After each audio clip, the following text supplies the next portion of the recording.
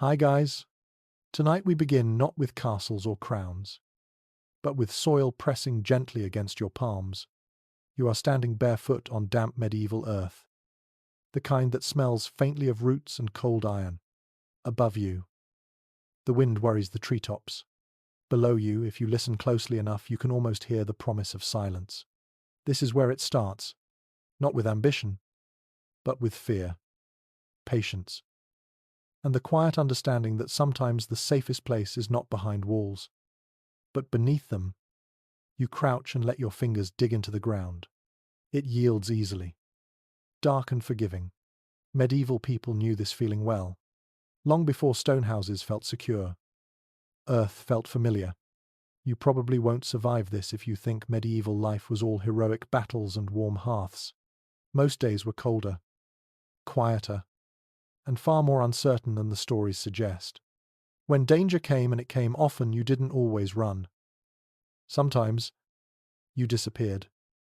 So, before you get comfortable, take a moment to like the video and subscribe, but only if you genuinely enjoy what I do here. And while you're settling in, tell me where you're listening from and what time it is there. Now, dim the lights. You let your eyes adjust as the story slides forward, downwards, into the soil itself. The medieval world above ground was loud with risk. Raiding bands moved like sudden storms. Tax collectors arrived without warning. Winters crept in early and refused to leave. You learn quickly that visibility is vulnerability. Stone houses draw eyes. Chimneys advertise warmth. Roads announce movement. But earth hides things. Earth forgives footprints. Earth swallows sound. This is a mainstream historical truth scholars broadly agree on throughout medieval Europe, especially from the early to high Middle Ages. Ordinary people frequently used earth-sheltered spaces, cellars, dugouts, sunken rooms, not just for storage, but for living and hiding. You weren't always planning to vanish forever. Sometimes you just needed to last the night. You kneel lower now, imagining how someone like you, no title, no banner, would see the land. You don't think in terms of architecture. You think in terms of survival. Where does water run when it rains? Where does frost linger? Where do footsteps sound hollow? These questions matter more than beauty. There's a quirky detail historians like to mention. Almost in passing, some medieval dugouts were deliberately built near large tree roots. Not to avoid them, but to use them. Roots reinforced ceilings, broke up outlines, and masked disturbances in the soil. To a passing soldier or taxman, the ground looked untouched. To you, it was shelter wearing a disguise. As you imagine this, you feel the psychological shift that must have come with choosing to live partly underground. Above ground, you react. Below ground, you wait. Time stretches differently. Sound changes. Even your breathing feels louder. The earth presses in, not threateningly, but insistently, reminding you of limits. Historians still argue whether these dugouts were primarily defensive refuges or simply practical extensions of everyday homes. Some believe fear drove their creation. Others argue cold storage and thermal stability were the real motivations, with secrecy just a useful side effect. You can almost feel that debate happening around you, like murmured voices in the dark, never quite settling. You reach for an imaginary iron spade, heavier than modern tools, its edge uneven from use. Digging is slow. This isn't frantic burrowing. It's careful, measured removal of soil basket by basket. You learn the rhythm: dig, scrape, listen, dig, scrape, listen. The ground tells you things if you pay attention. A sudden change in resistance warns of collapse. A damp smell suggests water trouble ahead. There's a strange intimacy here. The soil stains your hands, works into the lines of your skin. Medieval people lived with dirt constantly on floors, on clothes, under nails. Cleanliness was not absence of soil, but familiarity with it. Underground spaces felt honest in that way. No pretending, no polish. You pause, and imagine the moment someone decided to go below, rather than build higher walls. It's not heroic. It's practical. Maybe you watched a neighbor's house burn. Maybe soldiers took livestock last winter. Maybe the Lord raised rents again. Or maybe the cold simply found every crack in your wooden walls. Whatever the reason, the conclusion was the same. The ground offers steadiness. A fringe theory, less accepted but endlessly fascinating, suggests some medieval communities intentionally planned clusters of hidden dugouts as a kind of silent village beneath the visible one. Not everyone agrees this was widespread, but a few archaeological sites hint at more coordination than once assumed. You imagine paths underground mirroring footpaths above. Secret but shared. As you sit with that thought, the sounds around you soften. The world above continues wind. Distant voices. Animals, but they're muffled now, as if wrapped in wool. This is the appeal. This is why Earth becomes ally rather than obstacle. You realize something else too. Living underground changes how you think about permanence. Stone promises longevity but attracts attention. Earth promises forgetfulness. When you leave, it heals itself. A collapsed entrance becomes just another patch of ground. In a world where memory can be dangerous, being forgotten is a kind of safety. Your breathing slows as you picture yourself lying back against packed soil walls. Listening. You are not hiding because you are weak. You are hiding because you are patient. Medieval survival often rewarded those who could wait quietly longer than danger could afford. Above you, the night deepens. Below you, the temperature remains steady. Cool but not cruel. The earth has its own logic, and you are learning to trust it. And as this first stretch of the journey settles in, you sense that going underground is not an act of desperation alone. It is a skill, a tradition, a quiet conversation between human and land that will continue, layer by layer. As you dig deeper into the medieval world, you remain low to the ground, knees pressed into soil that still holds the day's chill. Nothing dramatic happens when fear arrives in the medieval world. It does not announce itself with trumpets. It creeps. It settles. It teaches you habits, and one of those habits is learning when not to be seen. Above ground, danger has many faces. You learn to recognize them long before they reach you. The distant barking of dogs at the wrong hour, the sudden silence of birds, the sound of hooves when no travelers are expected. Fear sharpens your hearing first, then your judgment. You begin to understand why so many medieval people chose to dig rather than flee. Running exposes you. Roads funnel you. Forests are not always kind. But the ground beneath your own home, your own field, your own tree line, that ground belongs to you.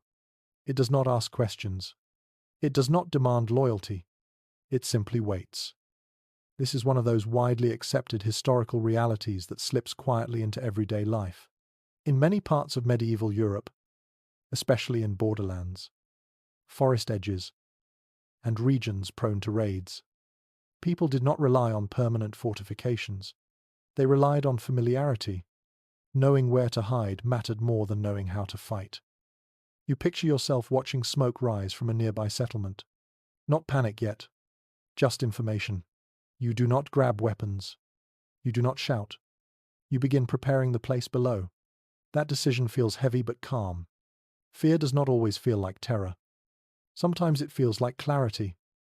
The ground becomes a promise because everything above it feels temporary. Lords change. Borders shift. Armies pass through and leave nothing but footprints and ash.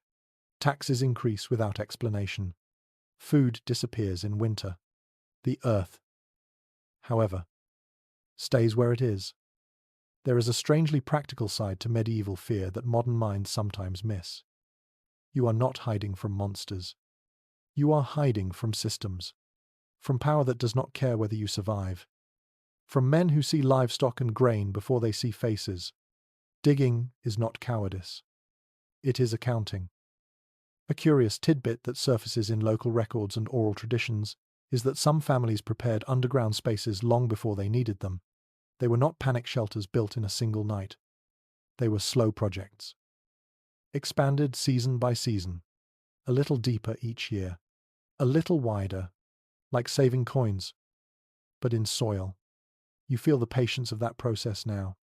Fear does not rush you. It instructs you. Dig quietly. Do not leave obvious piles of soil. Spread it thin. Carry it away in baskets and scatter it under leaves or along riverbanks. Every action is deliberate. You are not just building a space. You are erasing evidence. Historians still debate how widespread this behavior truly was. Some argue that written sources exaggerate the frequency of hiding because fear makes for memorable stories.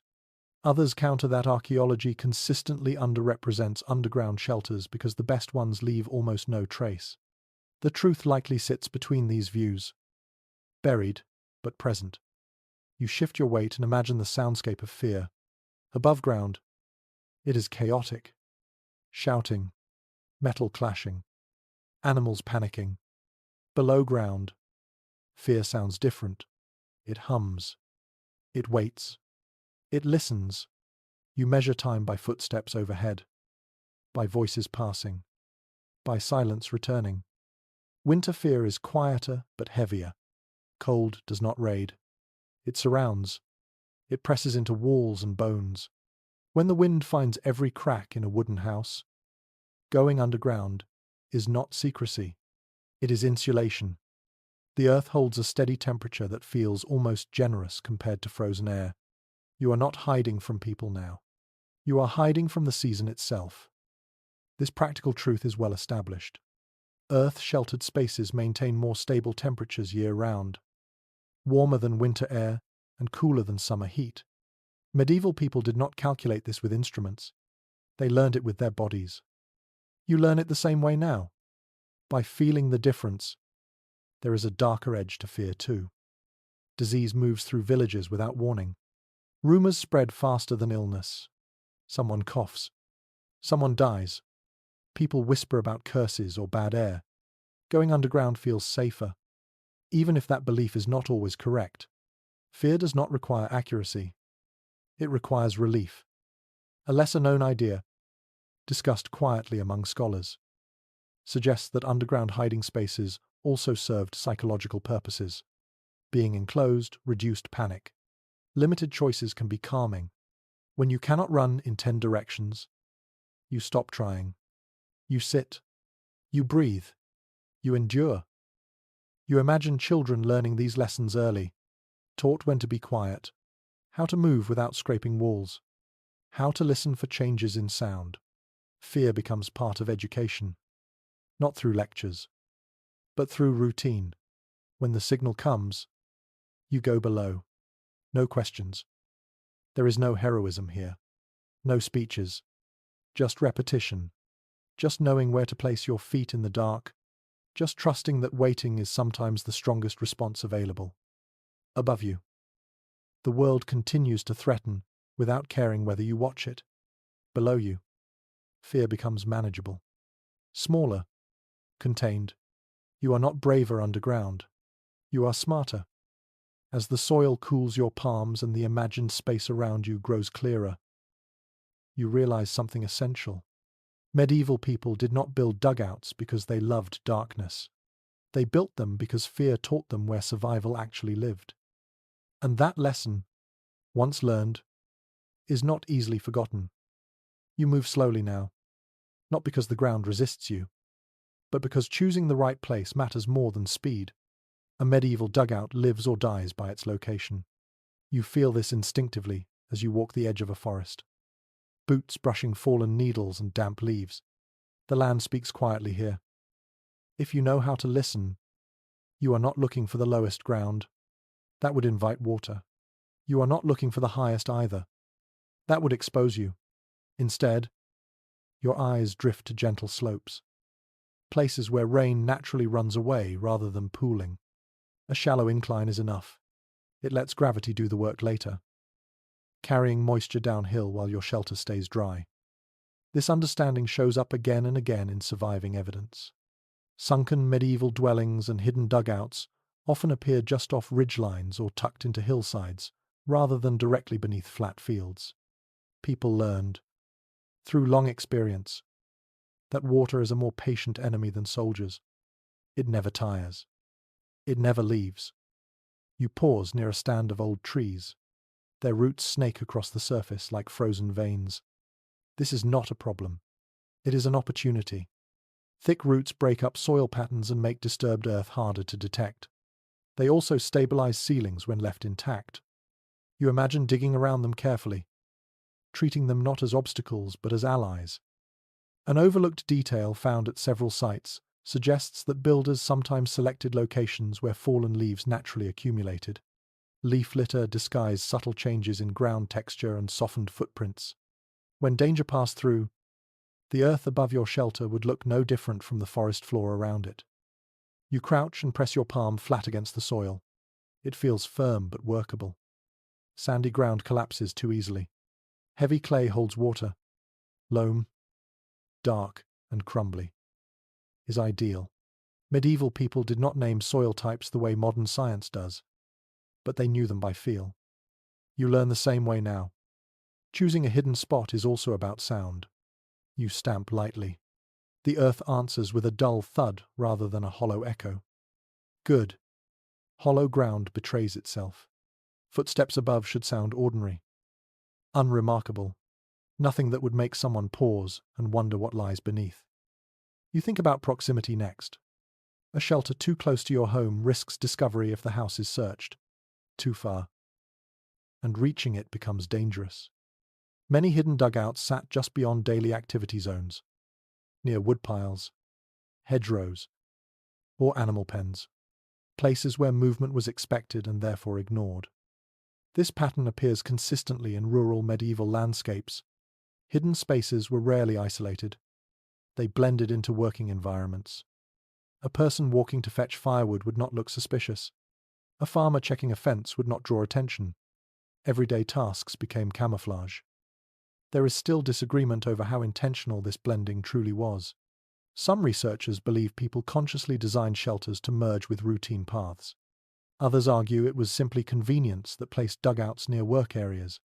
Both explanations fit the evidence, and neither excludes the other. You sense how blurred intention and habit can become when survival is at stake. You notice how light filters through branches overhead. Dappled, uneven, shifting. This matters too. Direct sunlight dries soil quickly and reveals disturbances. Shade keeps moisture stable and shadows forgiving. A shelter entrance, hidden beneath a bush or fallen log, benefits from darkness even during the day. A curious practice mentioned in a handful of regional accounts suggests that some builders delayed finishing entrances until the last moment. The space below existed, ready, but the surface above remained untouched until danger approached. Only then would the final covering be placed. Once sealed, it vanished back into the landscape. You imagine how that would feel? Knowing the refuge is there, invisible, waiting. The land itself becomes part of your plan. You are no longer separate from it. You are borrowing space temporarily, trusting that it will keep your secret. Smell enters your thinking next. Smoke, waste, food, bodies. Odors rise. A poorly placed dugout betrays itself through scent long before sight. Locations downwind of common paths reduce risk. Earth absorbs some smells. But not all. Medieval people paid attention to prevailing winds without naming them as such. You feel the breeze now, light but steady, and file that information away. The forest edge offers another advantage. Noise travels unpredictably among trees. Footsteps scatter, voices fragment. Even if someone passes close by, sound does not carry cleanly. You imagine lying still below while conversations blur into meaningless murmurs above. Not all dugouts were rural. In towns, hidden cellars appeared beneath workshops, taverns, and even churches. In those cases, the chosen spot relied less on landscape and more on human traffic. Noise and movement masked everything. What mattered was access and discretion. The record is less clear here. Urban secrecy leaves fewer traces. Some scholars believe many such spaces went entirely undocumented, either because they were destroyed or because no one ever admitted they existed. You can feel how secrecy protects itself by erasing its own story. You step back and take in the imagined site as a whole. Slope, trees, soil, sound, smell, habit. Every factor layers together. No single choice guarantees safety, but together they create obscurity. And obscurity, more than strength, is what you are after. You realize something subtle. Choosing the right place is not only about hiding from others. It is also about living with yourself underground. Claustrophobia, dampness, darkness. A bad location makes every hour heavier. A good one allows waiting without panic. You picture yourself returning to this spot again and again, checking it, maintaining it, trusting it. It becomes familiar, comforting. Even, not because it is pleasant, but because it is predictable. Predictability is a rare luxury in the medieval world. As you settle on this place, you feel the quiet satisfaction that comes from a decision made carefully. The ground accepts you. The trees stand indifferent but useful. The slope promises dryness. Nothing marks the spot. Nothing gives it away. And as you kneel there, ready to begin shaping the space below, you understand that secrecy starts long before digging. It begins with choosing ground that already knows how to keep a secret. You return to the chosen place carrying very little, because medieval digging is not about abundance. It is about persistence. The tools in your hands are simple, worn smooth by years of use. An iron spade with a slightly uneven edge, a wooden shovel reinforced with bands of metal, a wicker basket that creaks softly when filled. None of these look impressive, but each one knows its job. You kneel and press the spade into the earth for the first cut. The sound is dull and restrained. Nothing like stone striking stone. That matters. Sharp noises travel. Earth absorbs sound the way cloth absorbs breath. This is one reason people trusted digging more than building. You can work quietly, slowly, without announcing yourself to the world. There is firm evidence that iron tools became increasingly common in rural medieval life. Even among peasants, hoes, spades, mattocks, and simple picks were not luxuries. They were necessities for farming. You already own them. Using them to dig a shelter is not a special project. It is an extension of daily labor. You lift soil carefully, not in great scoops, but in manageable amounts. Each basket is carried away, scattered thinly among leaves, dumped into streams, or spread across fields where disturbed soil will not raise suspicion. Digging underground teaches you to think backwards. The whole is only half the work. The disappearance of what you remove is just as important. Your hands blister. Your back tightens. Medieval labor leaves no room for romantic ideas about craftsmanship. This is not artistry. It is endurance. You stop often, listening, feeling for vibrations, checking the smell of the air. Fresh earth has a clean scent. Wet earth warns you of trouble. You begin shaping walls with intention. Straight edges collapse more easily. Rounded corners hold. You carve gentle curves, letting pressure distribute naturally. This understanding appears repeatedly in underground structures across medieval Europe. Builders without formal engineering knowledge still arrived at stable forms through experience and failure. One detail that often surprises people is how much wood went into underground shelters. You might imagine bare dirt walls, but that was rarely the goal. Wooden posts, planks, and woven branches reinforce ceilings and lined sides.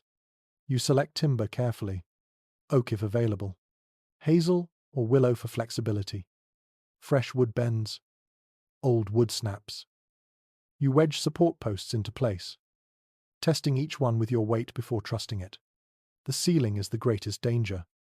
Collapse does not warn. It simply happens. You work from the top down, never undermining yourself. Dig. Support. Dig. Support. The rhythm becomes meditative. There is an unusual practice noted at a few sites where builders intentionally left tool marks visible inside the dugout. Not because they were careless, but because smooth walls trapped moisture. Rough surfaces allowed condensation to drip and run rather than pool.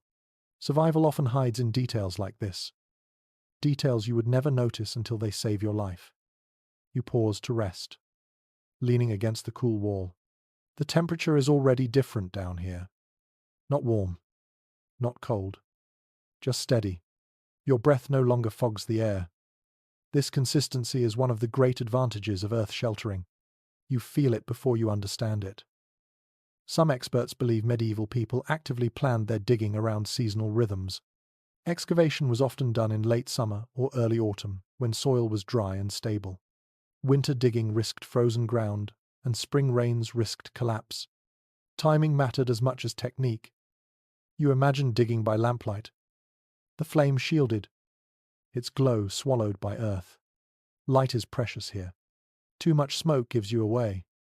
Too little light risks injury. Balance becomes instinct. You learn how far to raise the lamp, how to angle it, how to read shadows on uneven walls. You scrape the floor level, then slope it slightly toward a shallow trench. Water will find its way down here eventually. It always does. You guide it before it can surprise you. This simple drainage channel may never be noticed by anyone else, but it is the difference between a usable shelter and a grave. A curious pattern appears in some medieval dugouts, where builders incorporated small niches into walls. These were not decorative. They held lamps, tools, food, or religious objects.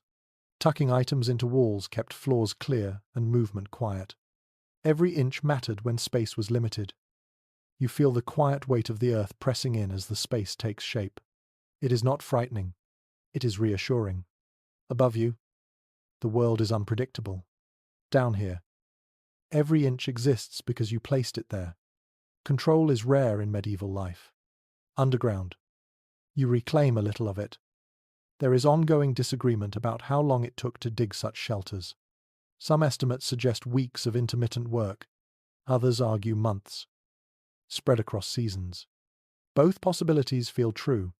You dig when you can. You stop when you must. There is no deadline except survival. You wipe sweat from your brow, careful not to drip onto the floor where it might soften the soil. Small habits form quickly. You learn to move deliberately, to avoid sudden shifts, to respect the space you are creating. This shelter is not passive. It demands cooperation. You test the ceiling again, pressing upward gently. It holds. The posts do their work. The soil settles. Nothing moves. This moment of stillness feels earned. You sit quietly and listen. The earth hums faintly, a sound you would never hear above ground. As the space reaches a usable size, you feel a shift. What began as digging now feels like inhabiting. The shelter is no longer an idea.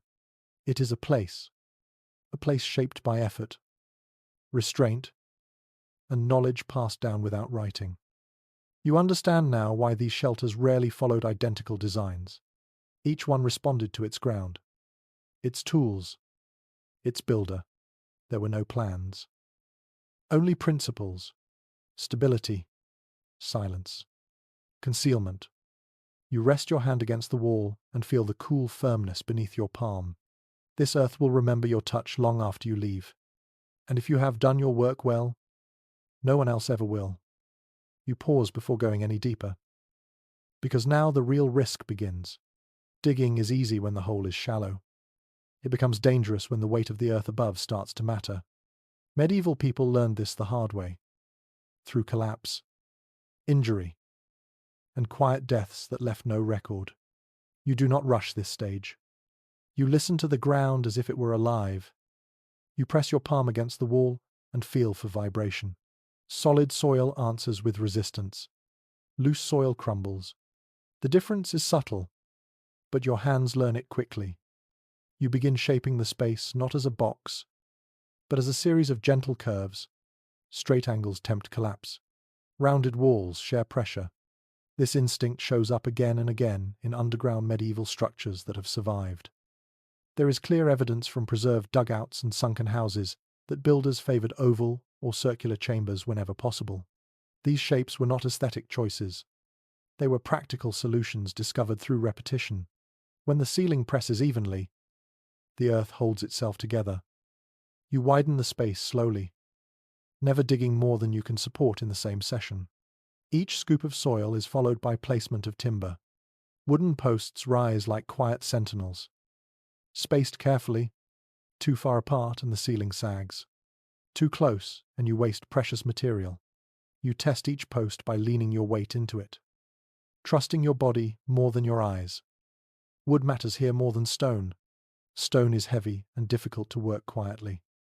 Wood flexes. It absorbs shock. Fresh-cut timber bends slightly under pressure rather than snapping.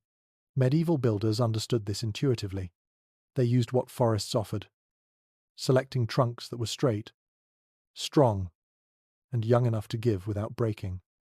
You fit crossbeams into notches carved by hand. No nails if you can avoid them. Metal creaks. Wood settles silently.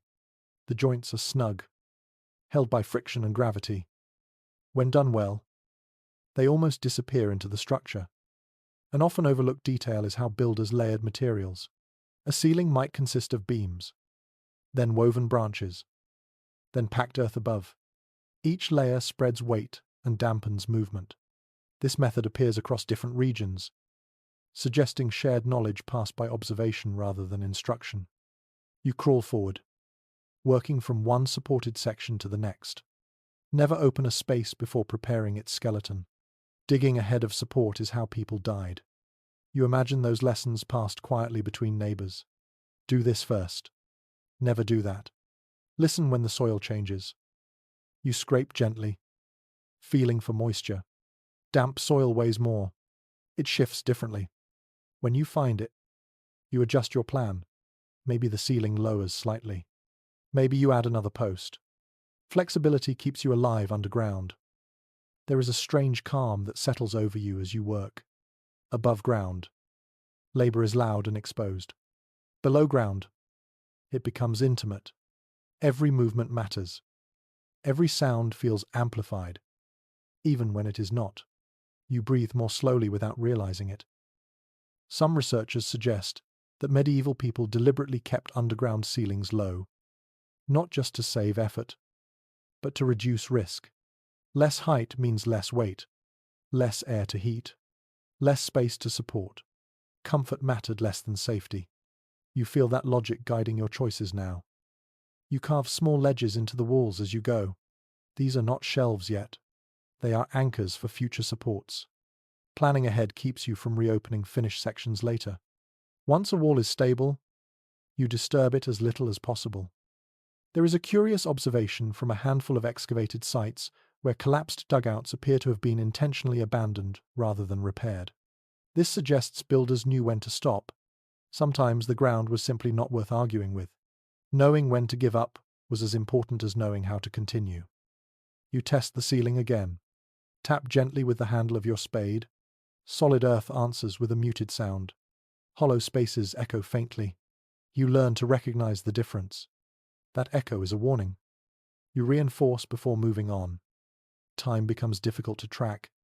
Without sun or shadow, you rely on your body. Hunger, stiffness, the smell of your lamp oil thinning. Medieval people did not wear watches. Underground, they did not need them. Work ended when it had to. You imagine the fear of collapse not as panic, but as constant awareness. It sharpens you, keeps movements deliberate, makes rest feel earned. There is no room for distraction here. A lesser-known detail from some regions suggests that builders sometimes left sacrificial supports in place. Posts meant to bear weight temporarily during digging, but later removed or allowed to decay once the earth settled. This shows a sophisticated understanding of soil behavior over time, even without formal theory. You decide where permanent supports must stay. Corners, junctions, the highest points of the ceiling, these become non-negotiable. Everything else remains flexible. You smooth the floor again, removing loose debris that could shift underfoot. A stumble underground is not harmless. You imagine carrying a child or guiding someone older through this space later. Stability must be shared. There is still disagreement among experts about how often medieval dugouts collapsed in use. Written sources rarely mention accidents. Archaeology finds some evidence of sudden abandonment. Whether collapse was rare or simply underreported remains unclear. What is certain is that fear of collapse shaped every decision you make here. You sit back and let the space breathe. The air feels steady. The ceiling holds. The walls curve inward slightly, as if embracing the pressure above. This is not comfort, but it is security. You realize that preventing collapse is not a single action. It is a mindset. It requires patience, humility, and respect for forces you cannot see. Medieval people lived close enough to danger that they learned these lessons early. You run your hand along the wall one last time, feeling for weakness, finding none. You allow yourself a quiet moment of relief. The earth accepts your shape. It holds. And as you prepare to move on to entrances and exits, you carry this lesson with you. Underground survival depends less on strength and more on restraint. You do not conquer the ground. You negotiate with it. You do not rush toward an entrance. That decision alone could undo everything you have built. A medieval dugout survives not because it exists, but because no one notices how to reach it. The doorway is the most dangerous part of the shelter. Walls hide. Ceilings protect. Entrances betray. You sit quietly in the half-finished space and imagine approaching it from above. What would your eyes see first? A patch of disturbed soil. A shadow that does not belong. A shape too regular to be natural. You learn to think like someone who does not know this place exists. The simplest entrances are rarely the safest. A straight shaft down is easy to dig, but also easy to discover.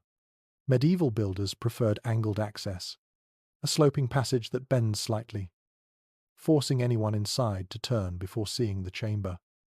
This reduces light spill and limits sound travel. It also buys you time if someone forces their way in. Surviving examples show that entrances were often narrower than expected. Wide enough for one person.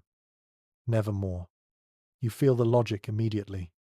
Narrow passages are easier to conceal, easier to block, and easier to defend if needed. Comfort is secondary to discretion.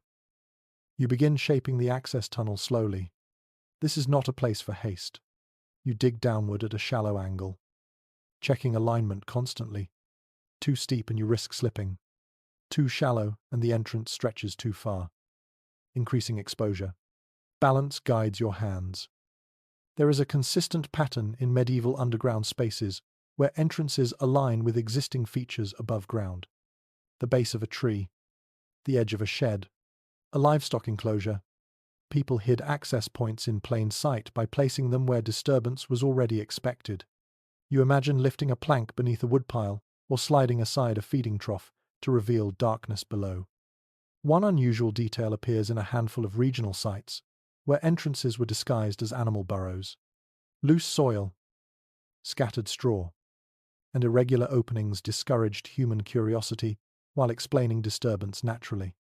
It was clever and quietly effective. You test how light behaves in the passage.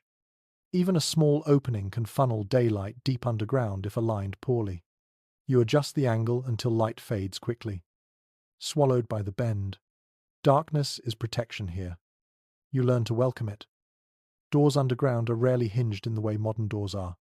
Hinges creak. Metal announces movement. Medieval entrances often relied on lift-out panels, sliding stones, or layered coverings of wood, turf, and soil. You design something that can be opened quickly from inside and sealed completely from above. You consider weight next. A heavy covering discourages tampering, but it must be movable. Many builders layered materials so that no single piece was overwhelming. A wooden panel supports packed earth. Above that, leaves, straw, or brush restore the natural surface. When done well, the entrance disappears entirely. You imagine sealing the entrance and waiting. The space grows darker. Sound dulls. Your breath feels louder. This is the moment the design proves itself. If air grows stale or panic rises, something has gone wrong. Airflow must remain invisible. A hidden entrance is useless if breathing gives you away. You test small gaps, allowing air to pass without light.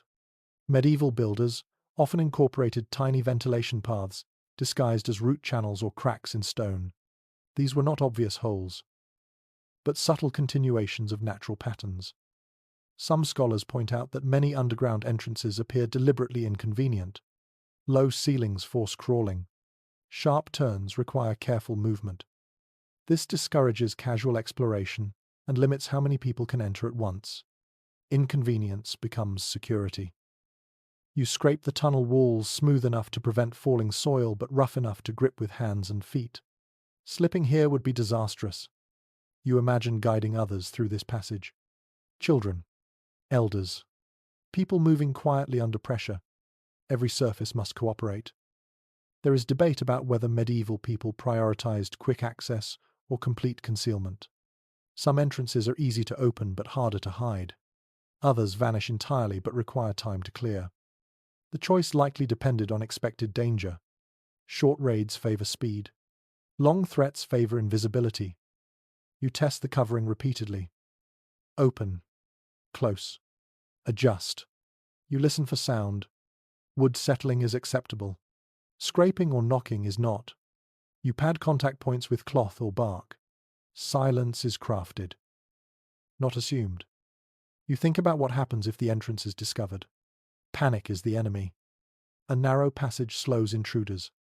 A bend blocks line of sight. A movable panel can be pushed into place from inside. You rehearse these actions mentally. Preparation calms fear. A lesser-known practice mentioned in a few accounts suggests that some builders intentionally created false entrances. Shallow pits or blocked shafts nearby distracted attention while the true access lay elsewhere. Whether common or rare, the idea reveals how deeply people thought about deception. You finish shaping the entrance and sit back inside the chamber. The space feels complete in a new way now. It is no longer just a hole. It is a place with boundaries, with rules, with a controlled connection to the world above. You imagine the first time you use it in earnest. The signal comes. Voices carry closer than they should. You move quickly but not hurried. The covering lifts. You slip inside. The panel settles. Earth returns to stillness. Inside. You listen. Footsteps pass overhead. A voice pauses, then continues. The disguise works. The entrance holds its secret. Experts continue to differ on how often underground shelters were breached once discovered. Some believe discovery almost always led to disaster. Others argue that concealment alone prevented most confrontations. What remains clear is that entrances were treated with more care than any other part of the structure. You feel a quiet pride as you run your hand along the finished tunnel wall. This was not brute labor. This was planning, observation, respect for human behavior as much as for soil and wood. The entrance is where the outside world touches your refuge. You have shaped that contact carefully, limited it, controlled it. That control changes how you feel inside the space. You settle into the chamber and let your breathing slow. The earth above presses gently. The entrance waits, hidden and obedient. You are ready now for whatever comes next. You notice the air before you think about it.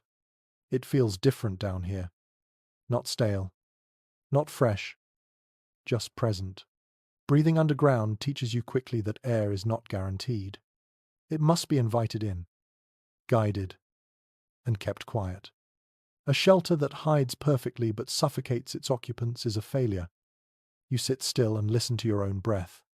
In the enclosed space, it sounds louder, closer.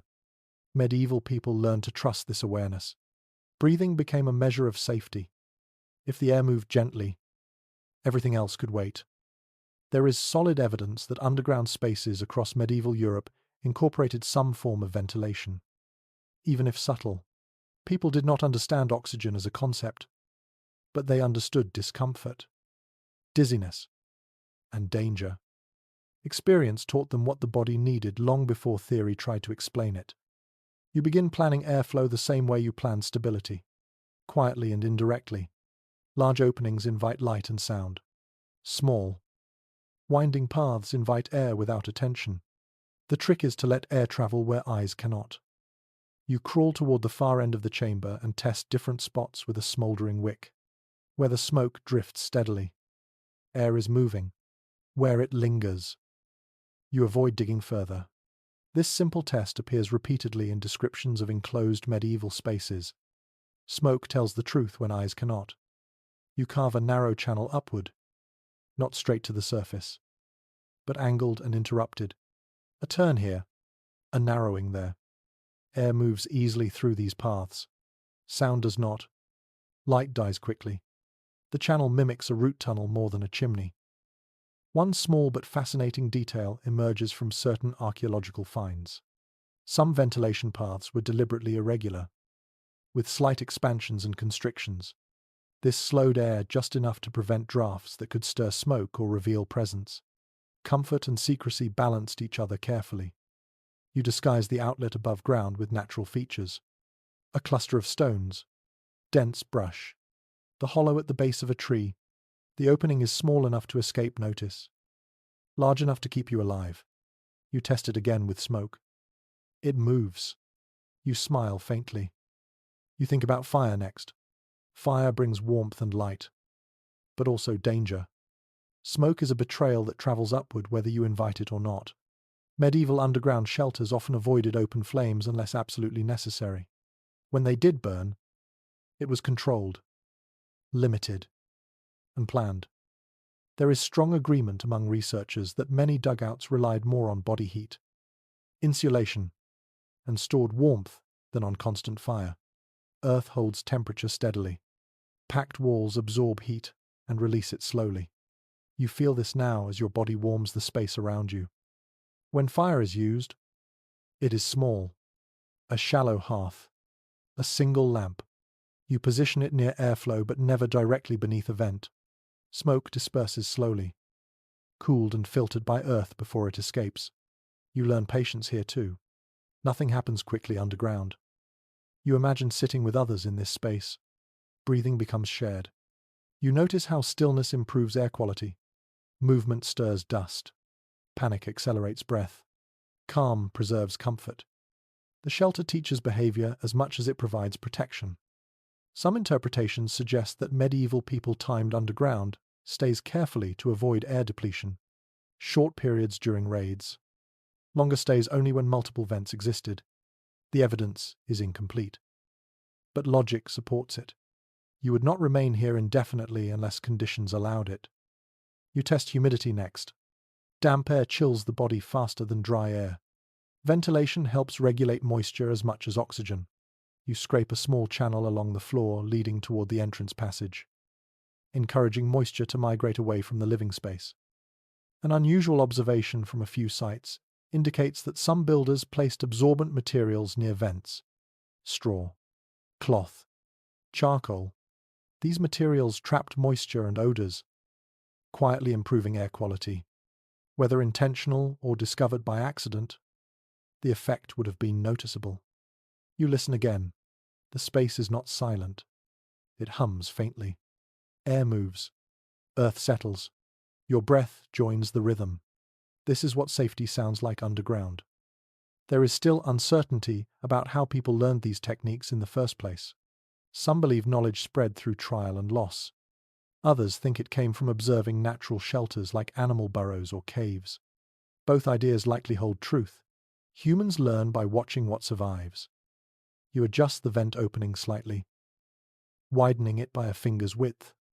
The air responds, cooler, fresher, not rushing. You stop there. Too much adjustment invites risk. Enough is enough. You realize that ventilation is not a finished feature. It requires monitoring. Conditions change. Seasons shift. Snow can block openings. Leaves can clog channels. Medieval people checked vents regularly, even during danger, because neglect could be fatal. You imagine lying here during winter, breath rising faintly, air circulating just enough to keep lungs clear. Outside, snow piles deep, wind scours the land. Inside, the earth holds steady. There is debate among specialists about whether underground shelters ever became fully self-sustaining living spaces or remained temporary refuges. Ventilation plays a key role in this question. Simple systems support short stays. More complex ones allow longer habitation. The variety of designs suggests both existed. You sit back and let the air move around you. The space feels complete in a new way. Walls hold. Ceiling supports. Entrance hides. Air flows. These elements work together quietly. Invisibly. You take one last breath and feel gratitude for something as simple as invisible movement. Air is easy to ignore until it disappears. Medieval people did not have that luxury. Underground. They paid attention. As you settle deeper into the shelter, breathing slow and measured, you understand that survival below ground is not about shutting the world out completely. It is about letting in only what you need. Nothing more. You feel the cold before you try to fight it. Underground does not mean warm by default. It means steady. The earth takes the sharp edge off winter, but it does not offer comfort on its own. Medieval people learned quickly that warmth below ground had to be managed carefully, because fire solves one problem while creating another. You sit quietly and notice how your body heat gathers in the space. The walls feel cool to the touch, but not biting. The floor holds a faint chill that seeps upward if you stay still too long. This is the balance you must work with. Too much heat draws attention. Too little drains strength. There is strong agreement among historians that most underground shelters relied on insulation rather than active heating. Earth itself becomes a thermal blanket. Thick walls slow heat loss. Low ceilings trap warm air close to the body. You experience this as you shift closer to the center of the chamber.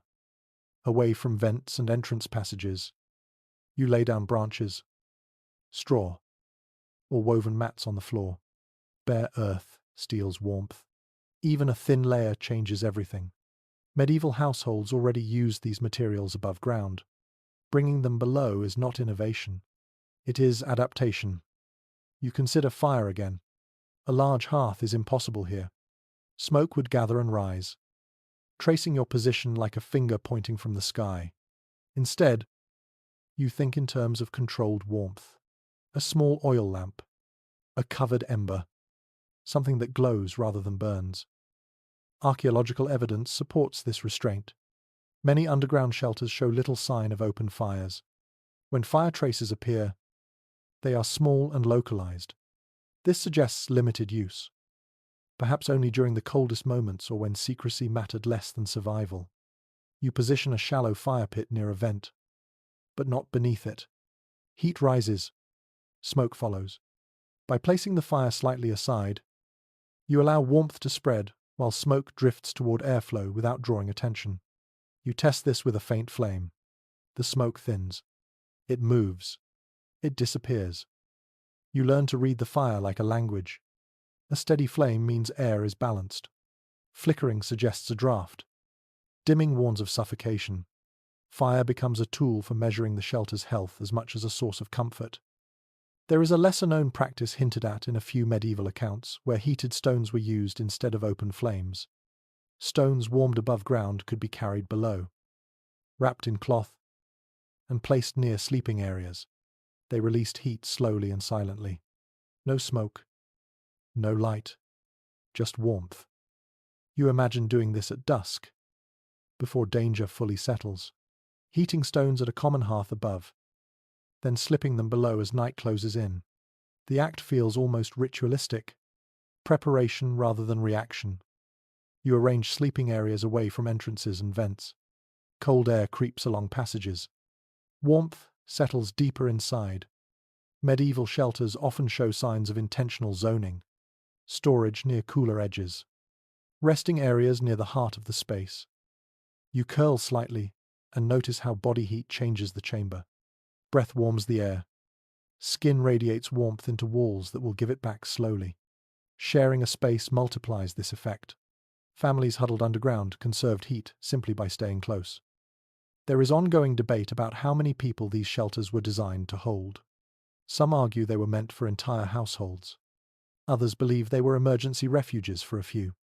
Heating considerations support both ideas. More bodies mean more warmth, but also more air demand. Balance dictates numbers. You manage clothing next. Medieval layers were heavy, often wool or fur lined. Underground. Too many layers cause sweating. Sweat chills quickly. You adjust, removing outer garments once the space warms. This feels counterintuitive, but experience teaches you better than instinct. You keep materials close. Extra cloth. Spare straw. Warmth is something you manage constantly, not something you set and forget. You check the walls for condensation. Moisture steals heat. Ventilation must continue, even when cold tries to convince you otherwise. One unusual observation from certain excavated shelters shows soot marks far lower than expected on walls. This suggests fires were kept small and low, not built up toward ceilings. Heat was directed toward bodies, not air above. Efficiency mattered more than brightness. You sit with your back against the wall and feel the earth absorb your warmth. It does not reflect heat like stone. It stores it. This creates a gentle cycle. The longer you remain, the more comfortable the space becomes. This is why sudden movement in and out feels jarring. You imagine winter above ground, wind clawing at walls, snow forcing its way through cracks, animals freezing where they stand. Underground, the storm becomes distant. You hear it faintly, if at all. Warmth becomes something you protect quietly, like a secret. Some scholars suggest that underground heating methods influenced later, above-ground building practices. Low ceilings, central hearths, thick walls. Whether direct or coincidental, the parallels are striking. People carried lessons upward when they could. You learn to sleep differently here. Curled, wrapped, facing away from drafts, breathing slow, fire dimmed or extinguished. Darkness deepens, but warmth remains. The shelter teaches you to trust stillness. You adjust the covering over the entrance slightly, tightening gaps against cold air. You never seal it completely. Fresh air must move, even slowly. Cold air that moves is safer than warm air that does not. There is still uncertainty about how people balanced warmth and secrecy during extended underground stays. Evidence suggests constant adjustment rather than fixed solutions. You believe it. This space feels alive in its own way. Responsive. You touch the stones near the fire pit. Warm. Not hot. Enough. You are not trying to recreate comfort. You are trying to preserve strength. Underground warmth is about endurance, not luxury. As you settle into the quiet, the cold retreats to the edges. The center holds steady. Your breathing slows. Your muscles unclench. You are warm enough to wait. And waiting, in the medieval world, is often the truest measure of survival. Darkness settles into the shelter like a second set of walls. It is not the sudden darkness of nightfall above ground, where the moon still outlines shapes and snow reflects faint light. This darkness is deeper. It absorbs detail. It removes distance. You learn quickly that underground. Sight becomes suggestion rather than certainty. You pause and let your eyes adjust. At first, everything feels gone. Then slowly, forms return. The curve of the wall, the outline of the entrance passage, the faint glow of a lamp shielded behind your hand. Medieval people lived with this transition often enough that it stopped feeling dramatic. Darkness became familiar, even useful. There is broad agreement among historians that underground shelters were intentionally kept dim. Even when light sources were available, bright light wastes fuel and draws attention. It also sharpens shadows, exaggerating movement. Soft, limited light keeps the space calm and controlled. You move carefully, memorizing the layout with your feet and hands. Underground life trains the body to navigate without relying on sight. You learn where the floor slopes, where the ceiling dips, where the wall curves inward. Memory replaces vision. You place a small lamp in a wall niche and turn it low. The flame barely flickers. The light does not fill the chamber. It creates a pool, leaving edges undefined. This is enough. You do not need to see everything. You need to see just enough. Oil lamps were common in medieval households, especially among those who could afford animal fat or vegetable oil. Underground, their use changes. Lamps are smaller, wicks are trimmed shorter, flames are watched closely. Light becomes something you ration. You notice how darkness sharpens other senses. Sound grows larger. The faint drip of moisture, the soft scrape of cloth, your own breathing. Touch becomes more informative. You feel the wall before you see it. You count steps without thinking. An often overlooked detail from descriptions of underground spaces is how people oriented themselves using consistent markers. A rough patch on the wall, a support post, a hanging cloth. These landmarks replaced windows and doors. You choose one now, resting your hand there whenever you need reassurance. You imagine children learning this space, taught not to run, not to reach suddenly, not to cry out. Darkness becomes part of education, not as fear, but as expectation. You do not tell children to be brave. You teach them to be quiet. There is still disagreement about whether medieval people feared darkness more than modern audiences assume. Some argue that living without constant artificial light made darkness less threatening. Others believe fear never disappears. It only becomes familiar. Sitting here, you feel both ideas coexist. You test how light behaves again. Even a small flame throws shadows that move when you move. These shadows can confuse. You learn to keep light behind you when possible, illuminating the space ahead without revealing motion at the entrance. In some shelters, evidence suggests that people used reflective surfaces like pale stone or bone to bounce light gently, not to brighten the room, but to soften darkness. The effect would be subtle, almost unnoticeable, but it reduces strain on the eyes. You close the lamp for a moment and sit in complete darkness. At first it feels heavy. Then it settles. The space does not change. The walls remain. The air moves. Darkness does not erase reality. It simply removes distraction. You think about time. Without light, time loosens its grip. Minutes stretch. Hours blur. Medieval people underground measured time differently. By hunger, by fatigue, by the return of silence above. Darkness makes waiting easier because it removes the urge to watch. A curious observation from certain sites shows that soot patterns sometimes cluster near specific niches rather than spreading evenly. This suggests lamps were kept in fixed positions. Light stayed where it was needed. The rest of the space remained in shadow by design. You realize how darkness protects secrecy. A bright space leaks light through vents and entrances. A dim one swallows it. Even if someone passes close by, there is nothing to catch the eye. The shelter becomes invisible by doing less, not more. You lie back and let your eyes close. Darkness inside your eyelids matches darkness around you. This alignment calms the mind. There is no contrast to process. Sleep comes more easily when nothing competes for attention. You listen again for sound above. Nothing. Or perhaps something so distant it no longer matters. Darkness makes sound easier to interpret. A single footstep stands out. A voice echoes differently. You learn to distinguish threat from ordinary noise.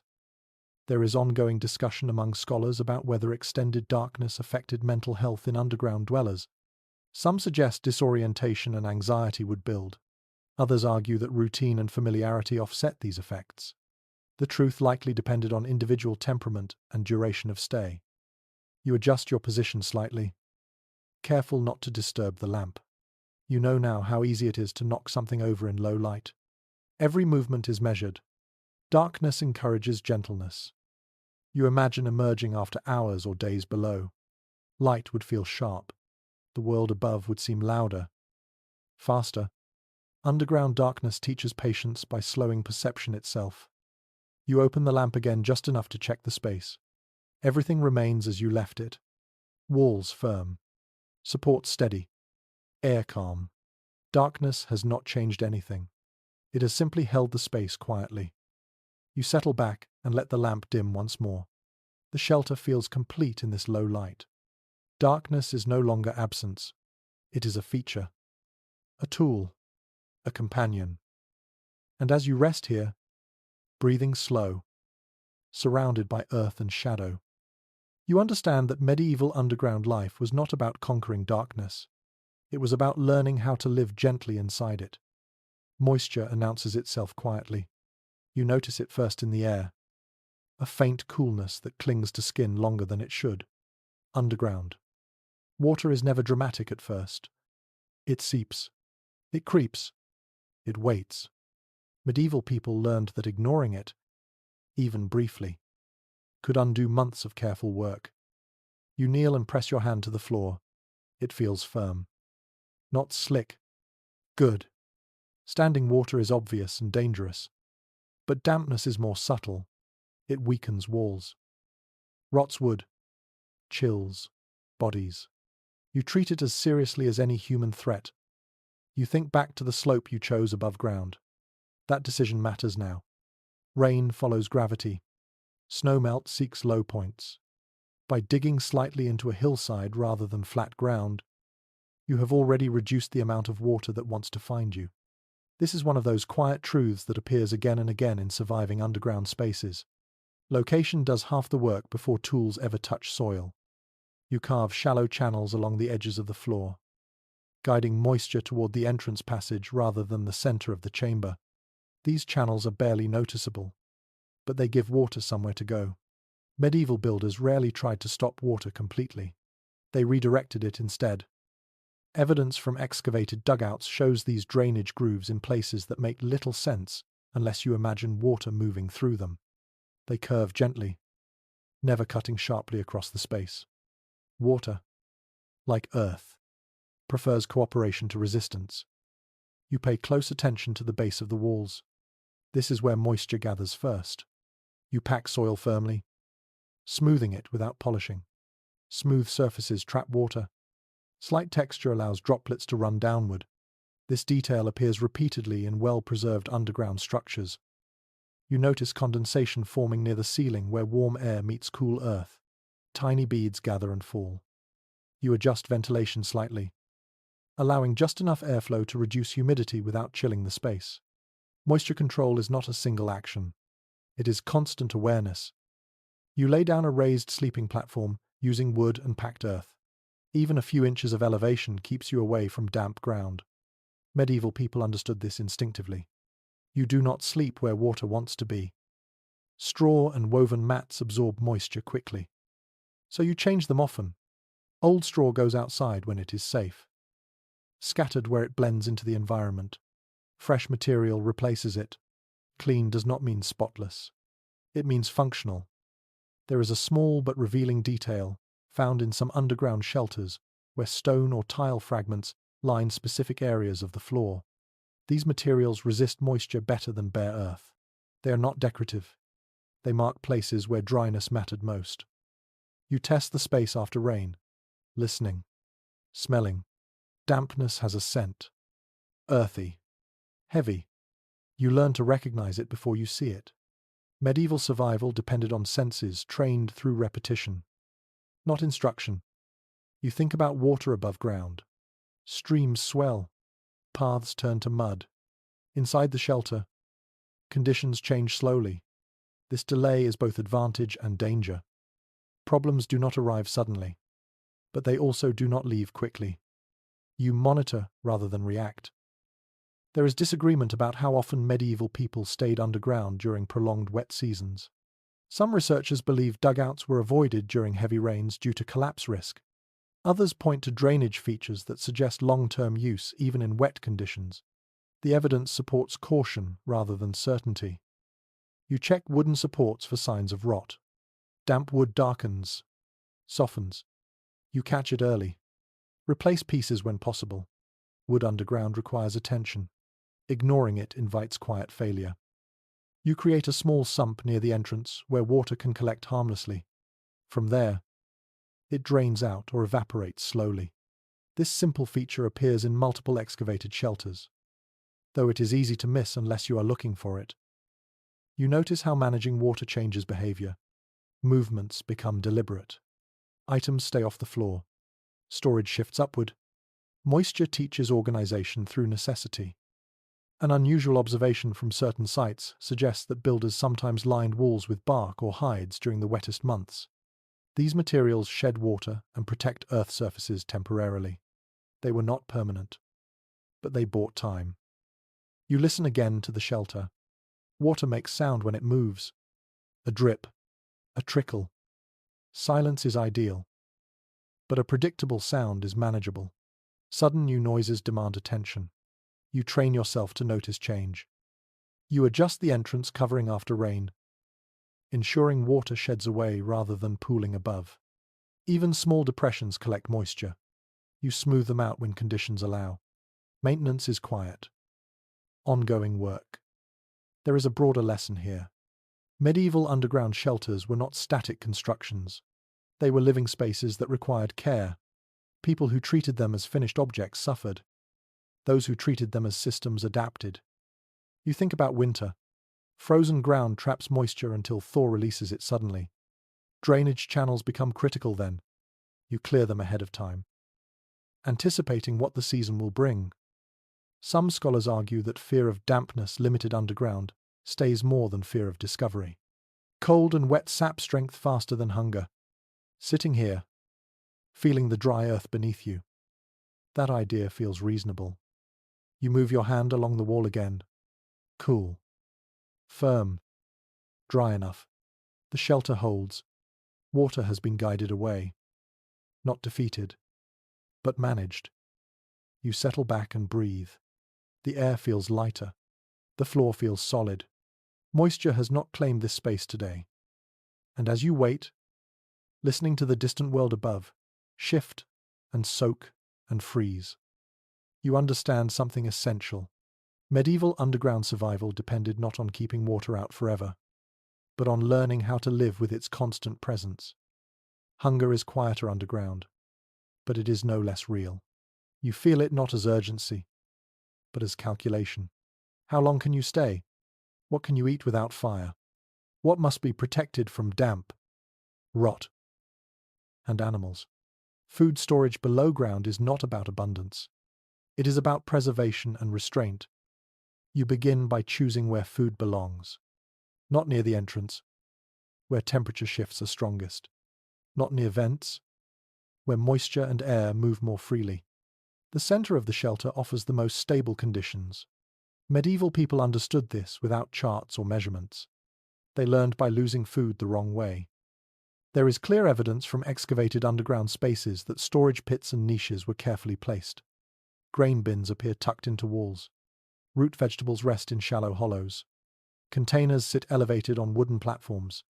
Each choice reflects an understanding of how air, cold, and damp behave below ground. You run your fingers over a clay pot lid and feel its weight. Clay matters here. It breathes just enough. It resists rodents better than woven sacks. It does not rot like wood. Medieval households used ceramic vessels constantly, and underground they became even more important. You pack grain carefully, not loose, not crushed. Each kernel matters. Grain stored underground stays cooler and more stable than above ground, slowing spoilage and discouraging pests. This practice appears across regions and centuries. It is one of the strongest reasons people trusted earth sheltering even when danger was not immediate. You add dried legumes next. Beans, peas, lentils. These store well and cook quickly when fire is possible.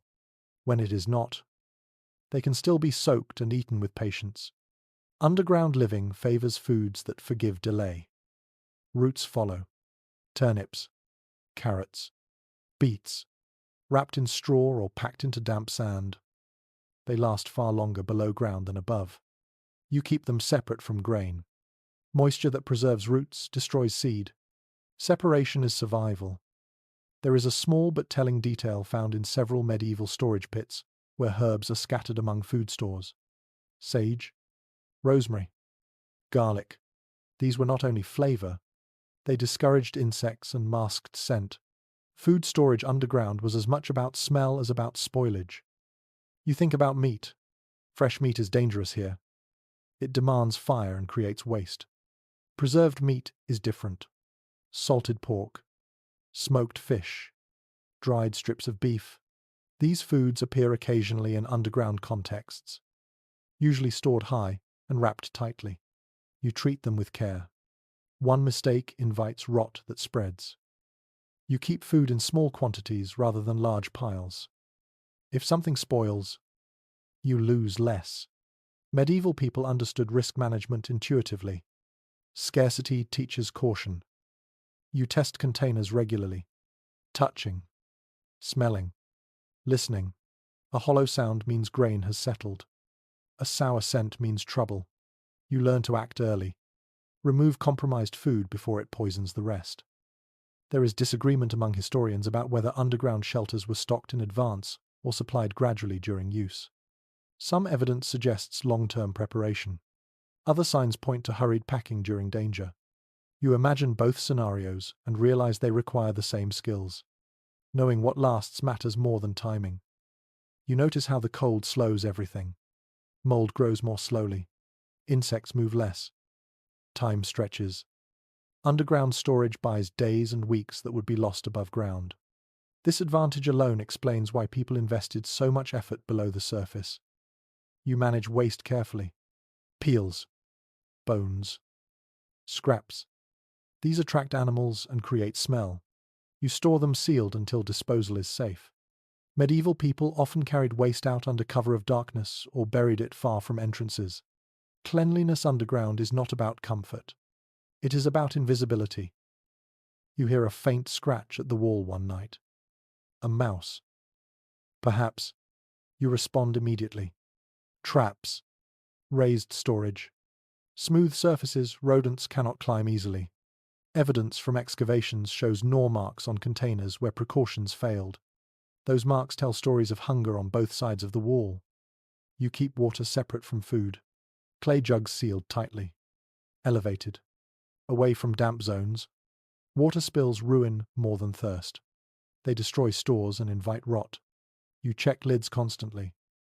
A lesser-known observation from certain regions shows that people sometimes fermented food underground. Vegetables packed in brine. Grains turned into sour mash. Fermentation thrives in cool, stable environments. It preserves nutrition and adds variety when options are few. You imagine the rhythm of eating here. Smaller meals. Slower chewing. Less waste. Underground life teaches moderation. You eat to sustain, not to fill. You plan for lightless preparation. Cutting roots by feel. Measuring grain by hand. You do not rely on sight alone. Darkness shapes habits. Some scholars suggest that underground food storage influenced later cellar designs in medieval houses. Thick walls. Cool temperatures. Separate zones for different foods, whether borrowed or rediscovered. The principles align. You rest your hand on a container and feel reassurance. Food means time. Time means safety. The shelter is no longer just a place to hide. It is a place to endure. You adjust the arrangement one last time. Grain central. Roots peripheral. Meat high and sealed. Herbs scattered. Waste isolated. Everything has a place.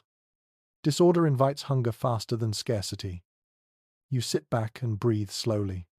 The air remains steady. The walls hold. The food waits quietly. This is the moment when preparation replaces anxiety. And as you listen to the muted world above, you understand that medieval underground survival depended not on eating well, but on eating wisely. Food was not comfort. It was patience made edible. You notice the animals before you see them, a warmth that does not come from fire, a smell that is not earth or smoke, a faint rustle that moves differently from air or settling soil. Underground. Animals are not visitors. They are companions, invited or not. You understand quickly why medieval people did not always separate themselves completely from animals below ground. Animals bring risk, but they also bring heat, sound, and warning. A quiet shelter can feel safe. But a shelter with living creatures feels alive. You imagine bringing a goat down first. Not permanently. Not casually. Just during the coldest nights or the most dangerous hours. Its body heat shifts the air slightly warmer. Its breathing adds moisture. But also movement. You learn to balance this. There is strong evidence that small livestock were sometimes sheltered in earth-covered spaces during winter. Not always in the same chamber as people, but close enough to share warmth through walls or partitions. Earth does not block heat easily when spaces touch. You build a low divider using wood and woven branches. It separates you from the animal without isolating it. This reduces mess while preserving warmth. Medieval underground spaces often show signs of internal partitioning, suggesting thoughtful coexistence rather than chaos. You listen to the animal move. Hooves scrape softly. A shift of weight. These sounds become part of the shelter's rhythm. They are comforting, but also useful. Animals react to sounds before humans do. A sudden stillness from them means attention is needed. You think about chickens next. They are smaller, quieter at night, and useful beyond warmth. Eggs matter. Feathers matter. Even droppings, unpleasant as they are, can be managed. You place them in a raised enclosure near a vent, where smell disperses more easily. Some excavated shelters contain traces of straw packed thickly in corners that show no signs of sleeping humans. This suggests animals rested there. Straw insulates bodies and absorbs waste.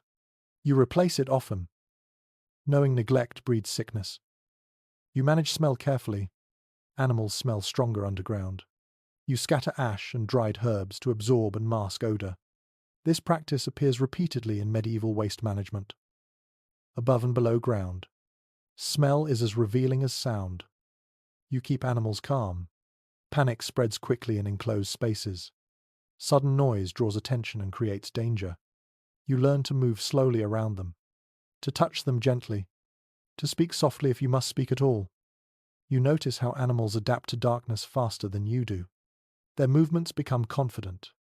They learn the boundaries by touch and memory. Watching them teaches you how to navigate better yourself. There is disagreement about how often animals were kept fully underground for extended periods. Some researchers believe this was rare due to hygiene risks. Others point to evidence of repeated use, especially during extreme winters. The truth likely varied by region, season, and necessity. You think about rodents now. Mice and rats do not need invitations. They follow food. You respond with vigilance rather than anger. Raised storage, smooth containers, traps placed where movement is likely. Medieval shelters often show signs of rodent activity, but also of ongoing effort to control it. You learn the difference between helpful and harmful presence. A cat, if you have one, becomes invaluable. Quiet, warm, alert. It reduces rodents and adds a steady heartbeat to the space.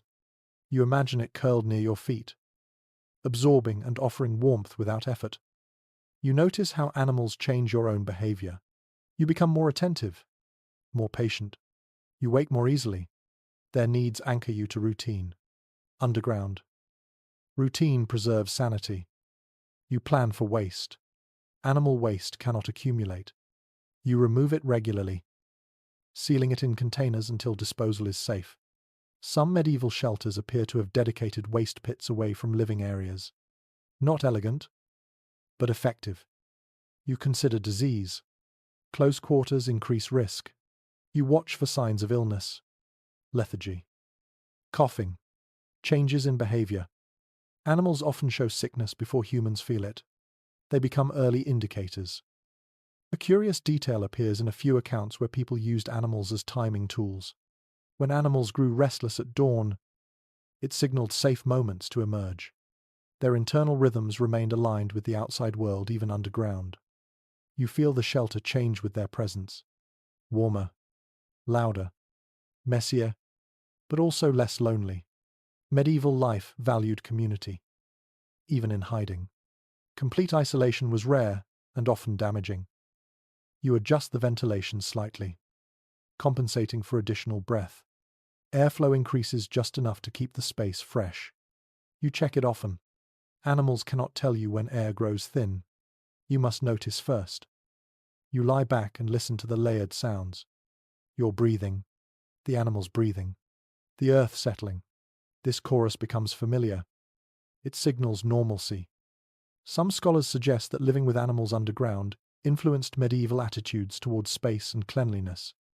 The line between human and animal living areas was more flexible than modern expectations. Underground shelters highlight this intimacy. You imagine a long night passing. Outside, danger moves. Inside, life continues. An animal shifts. You shift. Heat circulates. Time stretches. You realize that animals underground are not simply tools. They are participants. Their survival is tied to yours. Caring for them gives structure to waiting. You adjust straw bedding once more, keeping it dry. You stroke a warm flank. The animal responds with calm acceptance. This exchange feels ancient and familiar. As you settle back into the dim light, you understand that medieval underground shelters were not silent tombs. They were shared spaces, human and animal breath mixing quietly in the dark.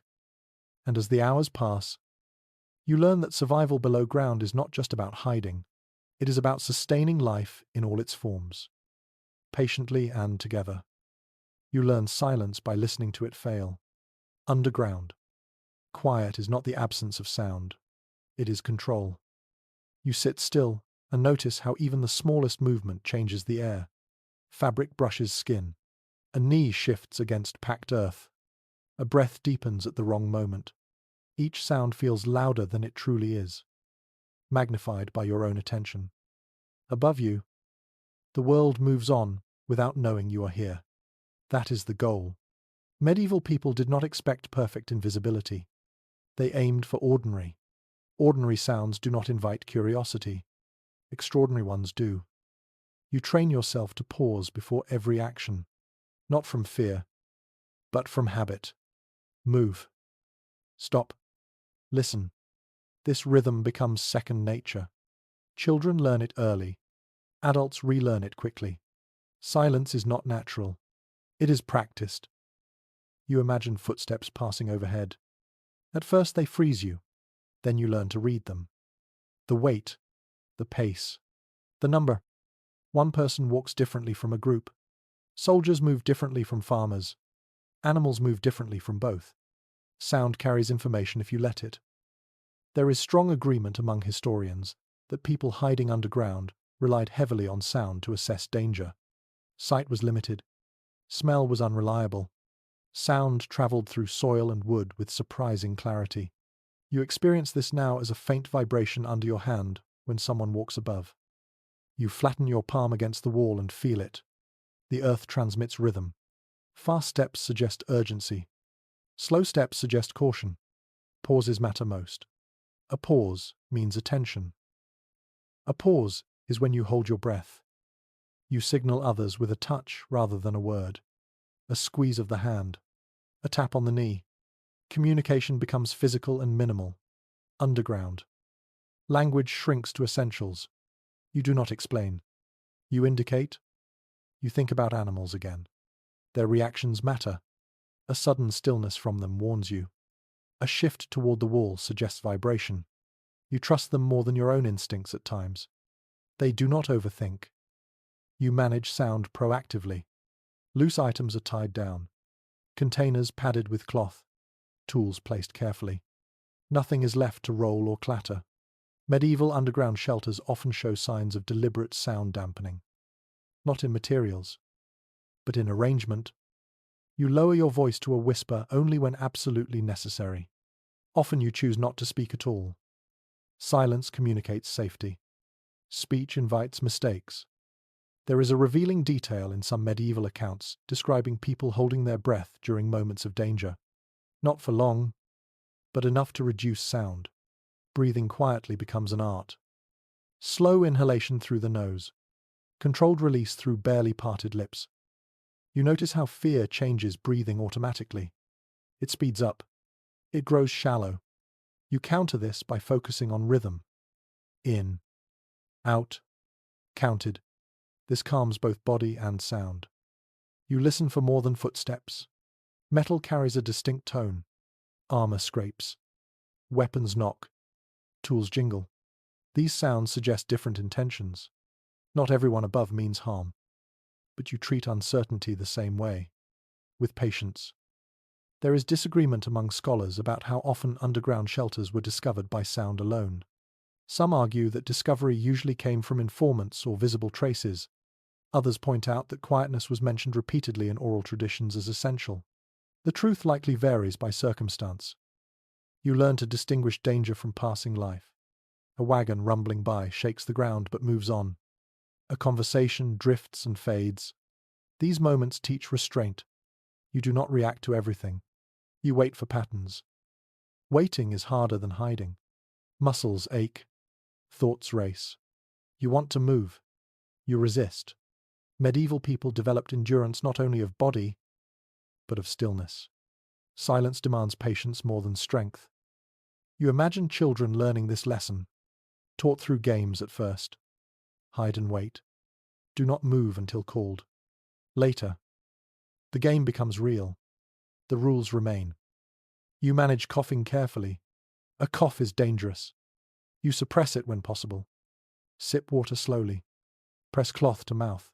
Medieval remedies for cough appear frequently in household advice, likely because noise was as much a concern as comfort. You notice how silence changes your perception of time. Seconds stretch. Minutes feel heavy. Without sound, there is nothing to mark progress. This can unsteady the mind. You counter it by focusing on breathing or touch. You keep hands busy quietly. Twisting cord. Smoothing straw. Simple tasks ground you. Stillness does not mean inactivity. It means controlled movement. There is a curious pattern in some underground shelters where wear marks appear in limited areas rather than spread evenly. This suggests people confined movement deliberately, staying in known quiet zones. You choose such a spot now. You feel the earth above settle as someone steps away. The vibration fades. Silence returns. This is the moment you wait for, the return of normal. You do not celebrate it. You acknowledge it quietly. You remain still longer than feels necessary. Danger rarely ends the moment sound fades. Patience extends safety. You count breaths rather than minutes.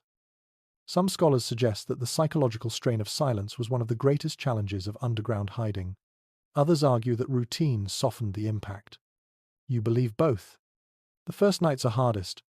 Familiarity helps. You listen again. Nothing.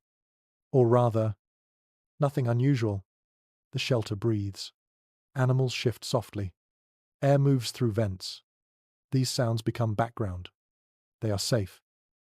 You allow yourself to move slightly now. Adjust posture. Stretch carefully. Silence has phases. Absolute stillness during threat. Controlled movement afterward. You follow this rhythm instinctively now. You reflect on how silence shapes trust. Everyone must cooperate. One mistake endangers all. Underground life reinforces communal responsibility without words. As the hours pass and danger remains above, you learn to rest inside quiet. Silence stops being an enemy. It becomes a shield you hold together. And when you finally hear the world above resume its ordinary patterns, you understand that medieval survival below ground depended not on being invisible, but on sounding uninteresting enough to be ignored. You begin to understand that hiding underground is not always about fear in the moment. Sometimes it is about preparation for something longer and heavier. War does not always arrive quickly and leave just as fast. Sometimes it settles in like winter, grinding forward day by day. When that happens, disappearing beneath the ground becomes a strategy rather than a reaction.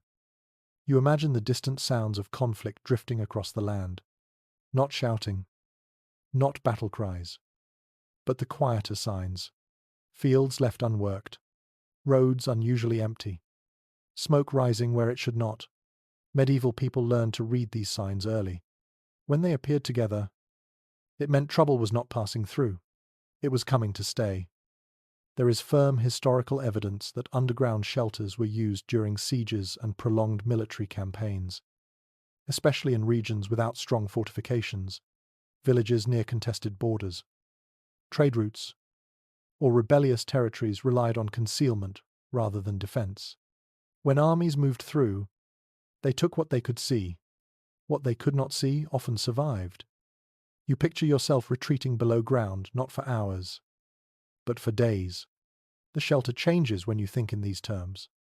Food storage matters more. Ventilation must be reliable. Waste management becomes critical. Every system you built earlier now proves its worth.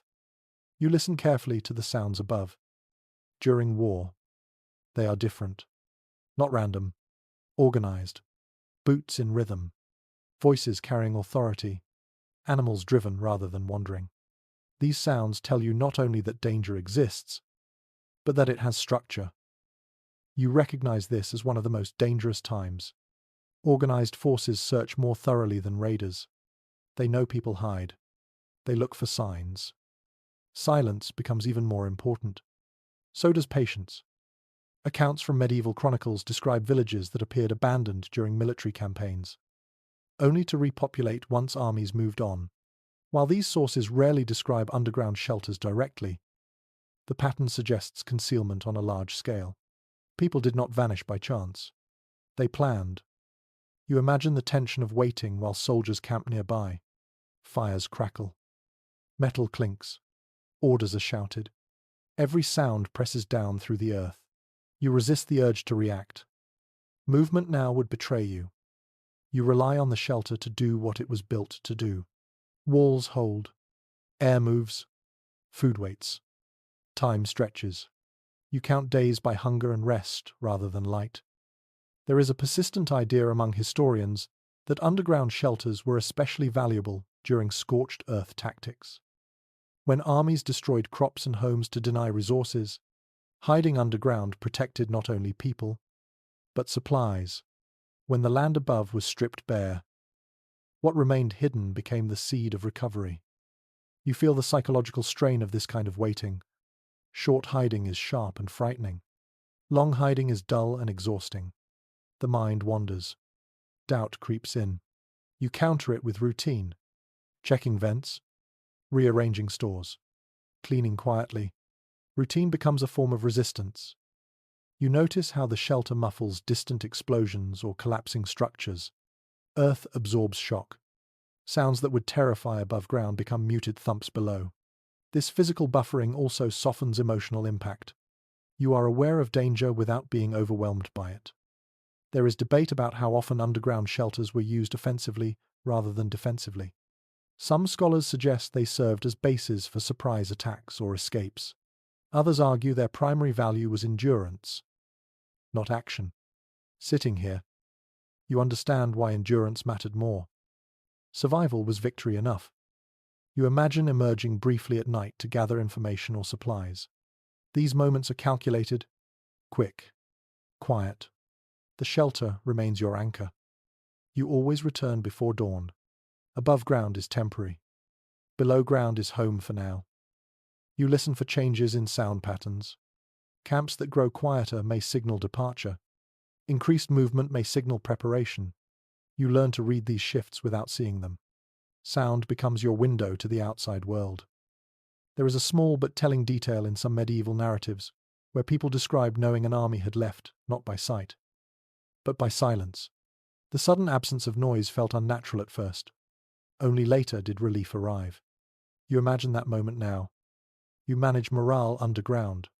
Fear spreads quickly in enclosed spaces. You keep voices low but calm. You share food evenly. You remind yourself and others that waiting is working. Panic solves nothing. You think about children again. Long hiding tests them differently. They grow restless. They ask questions. You answer softly, honestly, without detail that fuels fear. Medieval families depended on trust and reassurance more than explanation. You monitor the shelter closely during extended stays. Moisture builds. Air shifts. You adjust as needed. War does not pause for maintenance, but neglect shortens survival. You do what you can with what you have. Some researchers argue that underground shelters influenced patterns of medieval settlement. encouraging dispersal rather than concentration. Smaller communities could hide more effectively. Larger ones drew attention, whether intentional or not.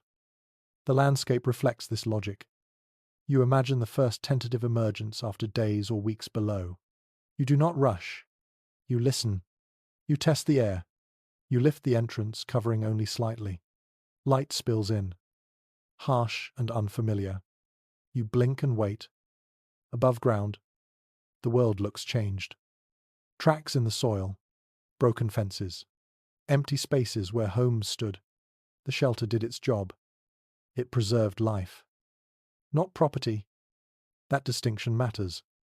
You understand now why underground shelters were rarely spoken of openly. Admitting their existence weakened their value. Secrecy extended beyond use. It became cultural habit. As you settle back underground one last time, waiting for full certainty before leaving, you feel the weight of history in the soil around you. Countless others waited like this. Quietly, patiently, determined to outlast forces larger than themselves. And in that waiting, beneath layers of earth and time, medieval survival proved that endurance, not confrontation, was often the strongest response to war. You begin to notice something subtle as the days underground pass. Not everyone uses this hidden space the same way. The shelter itself may look similar from the outside, but the reasons people come here, and how they behave once inside, can differ quietly and profoundly. You imagine a peasant first, someone whose life above ground revolves around fields, seasons, and obligations that cannot be refused. For them, the dugout is insurance, a place to protect grain from collectors, a place to protect children from raiders, a place to protect the body when winter sharpens its teeth. Their movements underground are practical. They count food, they check walls. They plan for return, not escape. There is ample evidence that rural peasants relied on hidden spaces to preserve surplus beyond what lords expected to see. Grain concealed underground could mean the difference between hunger and survival. This practice appears indirectly in tax records that do not align with actual population survival rates. People lived on something that was not officially there. You picture a monk next, not in a grand abbey, but in a remote religious house or hermitage. For them, the underground space feels different, less about hiding from violence, more about separation. Silence already shapes their days. Darkness already carries meaning. Underground rooms become places of contemplation as much as refuge. Some monastic sites show evidence of sunken rooms used for prayer, storage, or isolation. These spaces were not secret in the same way peasant shelters were, but they shared techniques: earth insulation, low light, stillness. The underground offered withdrawal from the world without complete disappearance. You imagine how a monk moves here. Slowly, deliberately, less concerned with noise, more with ritual. The shelter holds a different emotional weight. Not fear, but discipline. Then there are outlaws, people who cannot safely remain visible, debt fugitives, bandits, rebels. Their relationship with underground spaces is the most complex. For them, hiding is not temporary. It is a way of life. You picture someone living close to the margins of the law, using the shelter as a base. They move in and out often. They prioritize entrances and exits. They keep supplies light and portable. They care less about comfort and more about speed. There are scattered accounts and local legends describing bandits vanishing into hillsides or forests, pursued and then lost. Archaeology rarely confirms these stories directly, but certain underground structures far from settled areas suggest prolonged use by people avoiding society rather than protecting it. You feel the difference in how such a person would arrange the space. Less order, more readiness. Food packed for movement, bedding minimal. Tools near the entrance. The shelter feels tense, even when empty. There is ongoing discussion among scholars about whether these underground spaces served specific social groups or whether they were shared across communities as needed. The evidence suggests flexibility. A peasant shelter one season could become an outlaw refuge another. The earth does not care who uses it. You imagine moments when these worlds overlap. A monk offering shelter to villagers during conflict. A peasant quietly aiding someone hiding from authority. Underground spaces blur social boundaries. Titles matter less when everyone breathes the same air in the dark. You notice how behavior adapts. Peasants focus on group survival. Monks focus on inner discipline. Outlaws focus on awareness and escape. The shelter accommodates all three. But it does not change them. It reveals them. You think about children growing up in these spaces. A peasant child learns patience and obedience. A monastic novice learns silence and reflection. An outlaw child learns alertness and caution. The same walls shape different instincts. There is a small but telling detail found in some shelters where objects associated with very different lives appear together. Farming tools beside religious tokens. Weapons beside cooking vessels. These combinations suggest shared use or sequential occupation rather than clear ownership. You imagine discovering such a space centuries later. The confusion. The temptation to assign a single purpose. In reality, the shelter lived many lives, just like the people who used it. You consider how each group leaves traces. Peasants leave storage pits and worn sleeping areas. Monks leave symbols, candles, and carefully placed objects. Outlaws leave fewer traces by intention. What they leave behind is accidental and scattered. There is disagreement about whether underground shelters encouraged resistance against authority or simply allowed people to endure it. Some argue that hiding resources weakened control systems. Others see it as a survival tactic without political intent. Sitting here, you feel how survival often comes before ideology. You reflect on trust. Allowing someone else into your shelter is a serious decision. Peasants trust neighbors reluctantly. Monks trust through shared belief. Outlaws trust sparingly, if at all. Underground. Trust becomes physical. One betrayal ends everything. You imagine the tension when different groups share the space. Unease. Careful observation. Negotiated silence. Yet necessity overrides discomfort. The shelter demands cooperation or offers nothing. You begin to see the dugout not as a single type of place, but as a tool. A neutral container shaped by whoever occupies it. Earth shelters are democratic in that way. They give nothing extra. They simply protect what is placed inside. Some scholars suggest that underground shelters played a role in preserving local knowledge during times of upheaval. When written records were destroyed, people survived and remembered. Oral traditions passed quietly from these hidden spaces back into the open world. You imagine stories told softly underground. Not heroic tales, but instructions. How to dig, where to hide, what to listen for. Knowledge shaped by use rather than theory. You settle into the space again and feel how adaptable it is. It does not judge your purpose. It does not demand explanation. It holds peasants, monks, and outlaws alike. And as you sit there, surrounded by earth and silence, you understand that medieval underground shelters were not just places of hiding. They were crossroads where different lives briefly met, equalized by darkness, bound together by the simple need to endure. Life underground settles into rhythm faster than you expect. Once the fear dulls and the novelty fades, what remains is routine.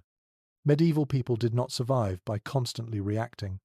They survived by repeating small, careful actions until those actions became normal. You wake without light. There is no dawn here, no gradual brightening. Instead, you wake when your body is ready or when sound above tells you it is time. You stretch slowly, mindful of the low ceiling, and sit up without speaking. Morning underground begins in silence. You start by checking the shelter. Hands move along walls, feeling for softness or moisture. You glance at supports, counting them without thinking. You test the air with a breath and a pause. Everything that matters can be sensed quickly if you know what to look for. This pattern appears consistently in accounts of enclosed medieval living. Daily checks were not formal inspections. They were habits woven into waking. A wall touched, A vent cleared, a covering adjusted. These actions kept people alive long before danger announced itself. You prepare food quietly. Grain measured by hand. Roots cleaned without splashing. You eat slowly, conserving supplies and sound. Meals underground are smaller, but more deliberate. Eating becomes an act of maintenance rather than pleasure. You notice how time stretches. Without daylight, hours blur. Medieval people underground often structured their day around tasks rather than clocks. When tasks were complete, rest followed. When hunger returned, so did work. The body became the calendar. You occupy your hands constantly, repairing clothing, twisting cord, sharpening tools gently. These tasks keep you useful and calm. Idleness invites anxiety. Movement, even minimal, gives shape to waiting. You rest in intervals rather than long sleep. Short periods of dozing allow you to respond quickly if needed. Underground rest is light and attentive.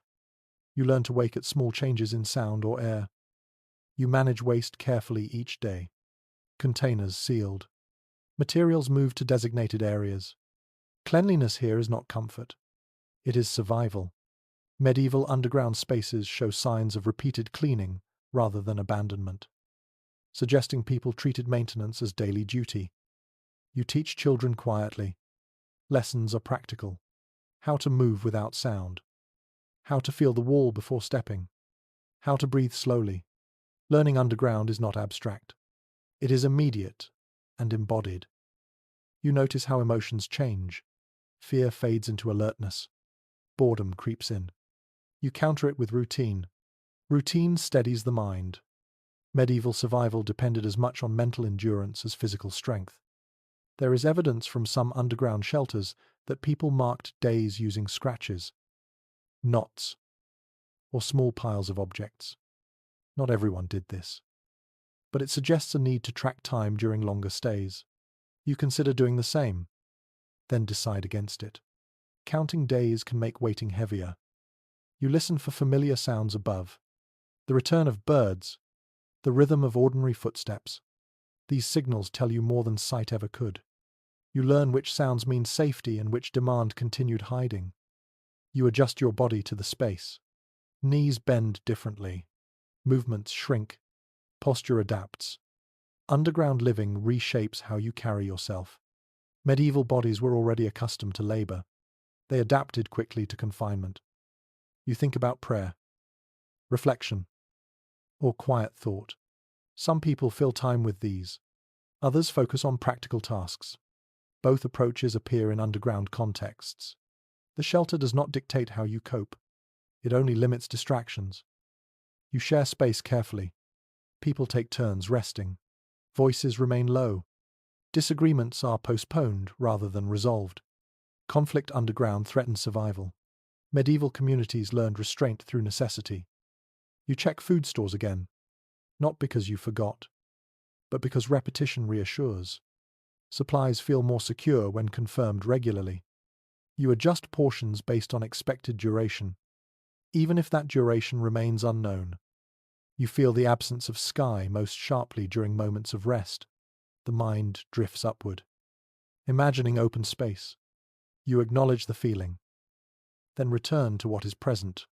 Longing serves no purpose here. You notice how quickly the shelter becomes familiar. The darkness stops feeling heavy. The walls feel known. This familiarity reduces stress. Unknown spaces frighten. Known ones comfort, even when confined. Some scholars suggest that daily underground routines influenced later monastic schedules and domestic habits. The emphasis on repetition, silence, and order appears in multiple medieval contexts. Whether connected or coincidental, the parallels are striking. You keep tools ready but not scattered. Order matters. Searching in the dark wastes time and creates noise. Every object returns to its place after use. You sense when it is time to prepare for emergence, not by sight, but by sound patterns and instinct. The shelter teaches patience, but it also teaches when waiting has done its work. You sit quietly one more time. breathing slow, hands resting on packed earth. Life underground is not dramatic. It is measured, careful, endlessly repetitive. And in that repetition, medieval people found a way to endure uncertainty without being consumed by it. Routine became their anchor. Beneath the ground, doing the same small things each day kept the larger world at bay. Smell reaches you before sound ever does. Underground, scent travels differently. It lingers. It settles into fabric, straw, skin, and earth. Medieval people understood this instinctively. A shelter that cannot hide its smell is not hidden at all. You breathe in slowly and catalogue what you sense. Earth, oil, straw, animal warmth. These are acceptable, familiar. Anything sharp, sour, or unexpected demands attention. Smell is an early warning system that never sleeps. You begin by managing smoke, because smoke tells stories you do not want told. Even a small flame produces it. You keep fires low and infrequent, feeding them slowly rather than all at once. You watch how smoke behaves, how it thins, how it disappears. When it does not, you change something immediately. There is clear evidence that medieval underground shelters rarely used continuous fires. Soot patterns show short, controlled burning rather than constant heat. This suggests people waited, endured cold, and only burned fuel when absolutely necessary. Smoke was treated as a risk, not a comfort. You position lamps carefully, never directly beneath vents, never near entrances. Light must stay low and steady. Flickering flames create movement that attracts attention. A calm flame blends into the space. You pay close attention to cooking smells. Boiling grain releases scent. Roasting meat announces itself loudly through air. You choose foods that require minimal preparation underground. When cooking cannot be avoided, you time it carefully, choosing moments when wind direction and ambient smells outside offer cover. You imagine rain above ground. Wet earth carries scent differently. Strong smells dissipate faster.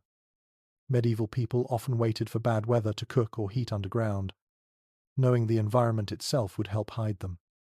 You manage waste with even greater care. Human and animal waste produces strong odors quickly. Containers must be sealed. Absorbent materials replaced. Ash scattered.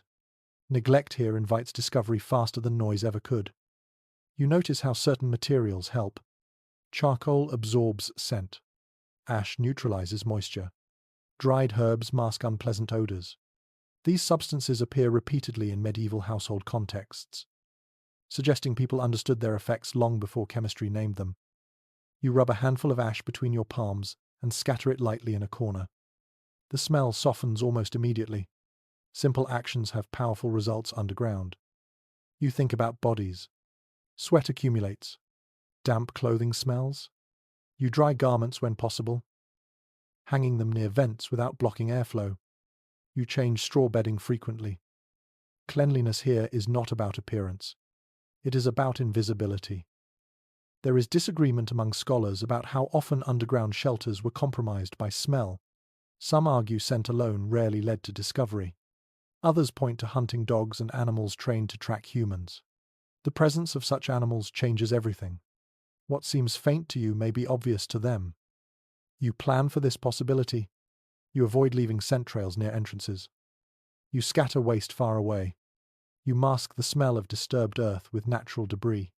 Medieval people lived close to animals. They knew how keen noses could be. You notice how animals underground contribute to smell. Useful for warmth. Dangerous for secrecy. You manage their bedding carefully. You move waste promptly. You adjust ventilation to balance air quality with concealment. You listen to your own body again. Stress increases sweat. Fear smells sharp. Calm smells neutral. You focus on breathing slowly, keeping your body cool. Emotional control becomes part of scent control. You imagine someone passing overhead with dogs. The dogs sniff the ground. Pause. Move on. The shelter holds. Not because it is perfect, but because you have minimized every clue. There is a curious detail in some medieval narratives where people mention rubbing themselves with earth or plant matter before hiding. This may have helped mask human scent. Whether widespread or not, the idea reveals how deeply people thought about smell as a threat. You keep food sealed tightly. Grain attracts insects. Insects attract predators. The chain begins with smell. Breaking it early matters. You check vents regularly. Stagnant air traps, scent. Gentle movement carries it away. Ventilation serves multiple purposes at once. You become aware of how smell affects your mood. Stale air breeds discomfort. Freshness, even underground, calms the mind. You maintain airflow not just for lungs, but for sanity. You imagine emerging after days below. Fresh air would feel overwhelming at first. Underground smell becomes familiar quickly. The outside world would feel sharp and exposed. You think about how smell ties memory to place. Underground shelters were remembered not just by shape, but by scent. Earth, straw, smoke. These smells linger in memory long after the space is abandoned. Some scholars suggest that scent management influenced where people built underground shelters. Areas with naturally strong smells, such as near livestock or water, provided cover. Whether intentional or convenient, the effect would have been useful. You adjust a vent again. Just slightly. The air shifts. The space feels lighter. Smell softens. Balance restored. You settle back and breathe deeply, confident that nothing you carry announces your presence. Silence hides sound. Darkness hides light. Care hides scent. And as you sit quietly, wrapped in earth and patience, you understand that medieval underground survival depended not only on what others could not see or hear, but on what they could not smell. The most dangerous clues were often the ones no one noticed until it was too late. Life does not pause just because the world above becomes dangerous. Underground. Time keeps moving forward, quietly and without ceremony. You realize this most clearly when you think about children. Not children hiding for a night or two, but children arriving here, taking their first breath surrounded by earth instead of sky. You imagine the space differently now. Softer, more careful. Corners padded. Movements slower. The shelter is no longer just a place to endure danger. It becomes a place where life begins. There is solid evidence that medieval people sometimes gave birth in enclosed or hidden spaces during periods of unrest. This was not ideal, but it was necessary. Travel was dangerous. Exposure invited discovery. When the time came, the shelter had to be enough. You picture the tension of that moment. Pain managed quietly. Voices kept low. Breath controlled. Underground birth demanded calm under pressure. Panic risked sound. Sound risked everything. You prepare the space differently. Straw laid thick. Clean cloth set aside carefully. Water kept ready. Heat managed gently. Medieval birth practices relied heavily on experience rather than written instruction. Knowledge passed from one woman to another, whispered and remembered. You feel how the shelter's steady temperature helps. No biting cold. No harsh wind. The earth buffers extremes. This stability mattered more than comfort. A child born here begins life in a controlled environment. Even if it feels confined. You think about light. A small lamp turned low. Enough to see. Not enough to attract attention. Shadows dance softly on the walls. The darkness does not frighten you now. It feels protective. There is an often overlooked detail in medieval household records where births are mentioned without location, during times when homes were known to be unsafe. This absence suggests events occurred somewhere unrecorded. Hidden spaces fill that silence. You imagine the sound of a newborn cry. Brief, urgent, dangerous. You prepare for this. Cloth to muffle sound. Gentle pressure. Calm voices. Medieval midwives were skilled at managing these moments. Silence was part of care. You feel the weight of responsibility in that first cry. A new life announces itself instinctively. Unaware of risk. You act quickly, not harshly. guiding the sound down rather than stopping it entirely. Life must breathe. You balance necessity with secrecy. You notice how the shelter feels different after. Warmer, fuller, more fragile. A baby changes priorities. Food planning shifts. Ventilation matters more. Cleanliness becomes critical. Underground survival becomes more complex, not less. You think about feeding. Breastfeeding is quiet and practical. It requires no tools. Medieval people understood its importance deeply. It sustained infants when other food sources were uncertain. Underground, it becomes essential. You manage waste carefully. Infant waste smells quickly. You respond immediately. Clean cloth replaced. Ash and herbs used. The shelter adapts again. There is discussion among scholars about how common underground births truly were. Some argue they were rare and exceptional. Others suggest they occurred more often than records reveal.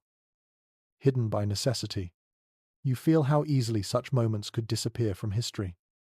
You imagine the child growing here, at least for a while, eyes adjusting to low light, hands learning the walls, sounds becoming familiar. The underground becomes normal before the outside world ever is. You think about naming, ceremonies postponed or altered, quiet blessings instead of public celebration. Medieval life adapted rituals to circumstance. Meaning did not vanish. It condensed. You notice how adults behave differently around a newborn underground.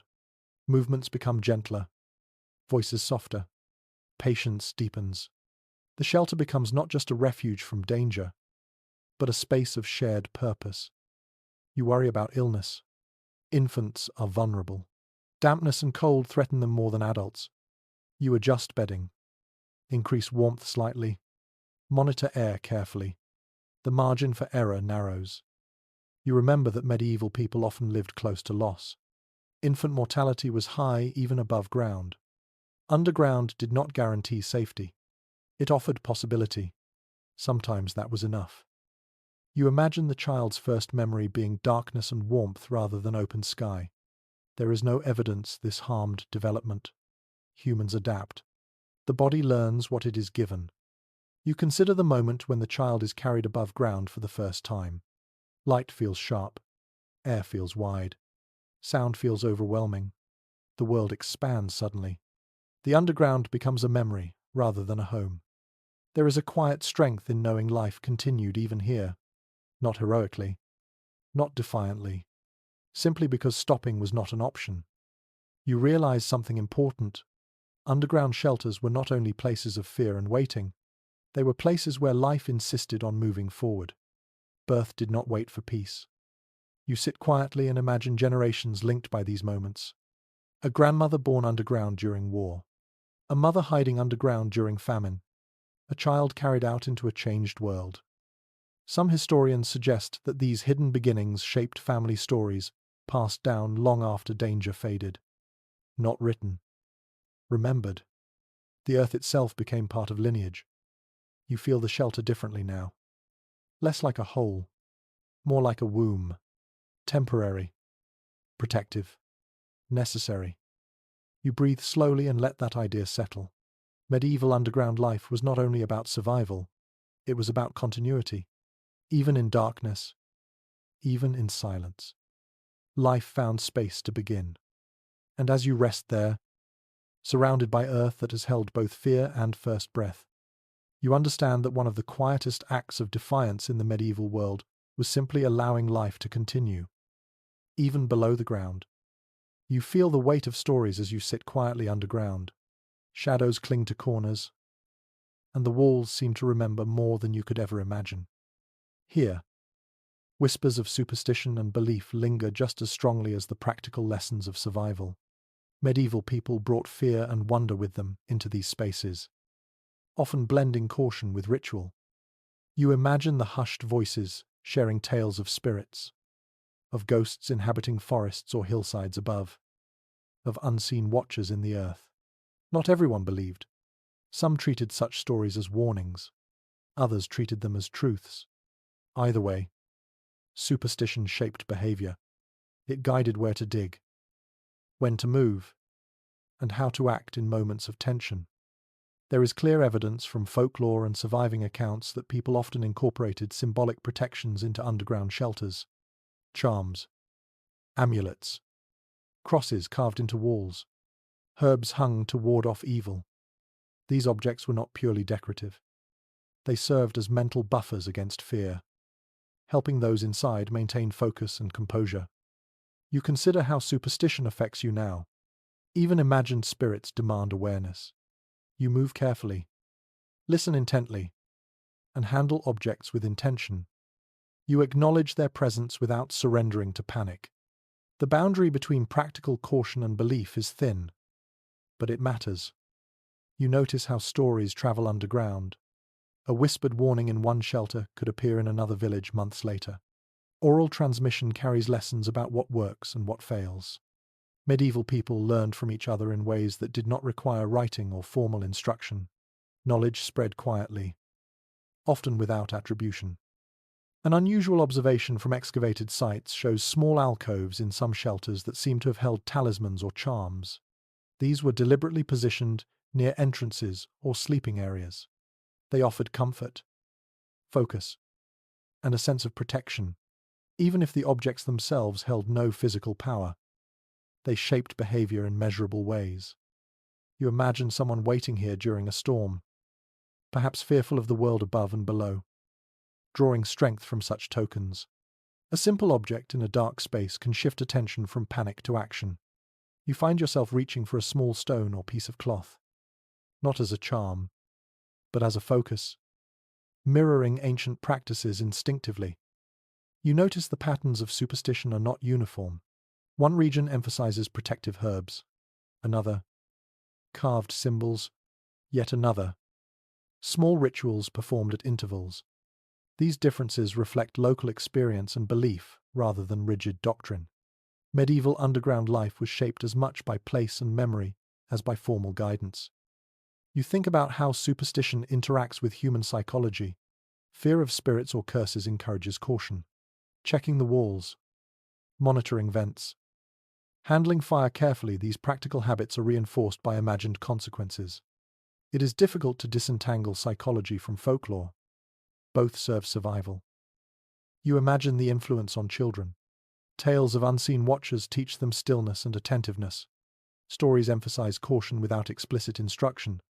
Lessons are embedded in narrative, not lecture. Children absorb them naturally, practicing behavior that improves survival. Fear becomes functional rather than paralyzing. You consider the adults. Superstitions guide decisions subtly. Not every action is dictated by belief, but belief shapes perception. A shadowed corner may hold no spirit. Yet caution grows stronger when expectation is present. Vigilance increases. Mistakes decrease. There is ongoing debate among scholars about the role of superstition in underground living. Some argue it was a mental framework for managing risk. Others see it as reflection of genuine belief, inseparable from cultural context. Likely, it was both practical and symbolic, overlapping in complex ways. You notice that superstition also encourages social cohesion. Shared rituals, repeated quietly, create common understanding. If one person sees a warning sign, others respond similarly. Coordination improves without explicit instruction. Silent agreement emerges from shared belief. You imagine the long nights underground, punctuated by whispered stories, small tokens, and quiet rituals. The shelter becomes a space where practical survival and mental resilience intertwine. You cannot separate the physical from the psychological. Both are necessary. You manage small tasks while reflecting on the stories. Straw is replaced, food checked, ventilation adjusted.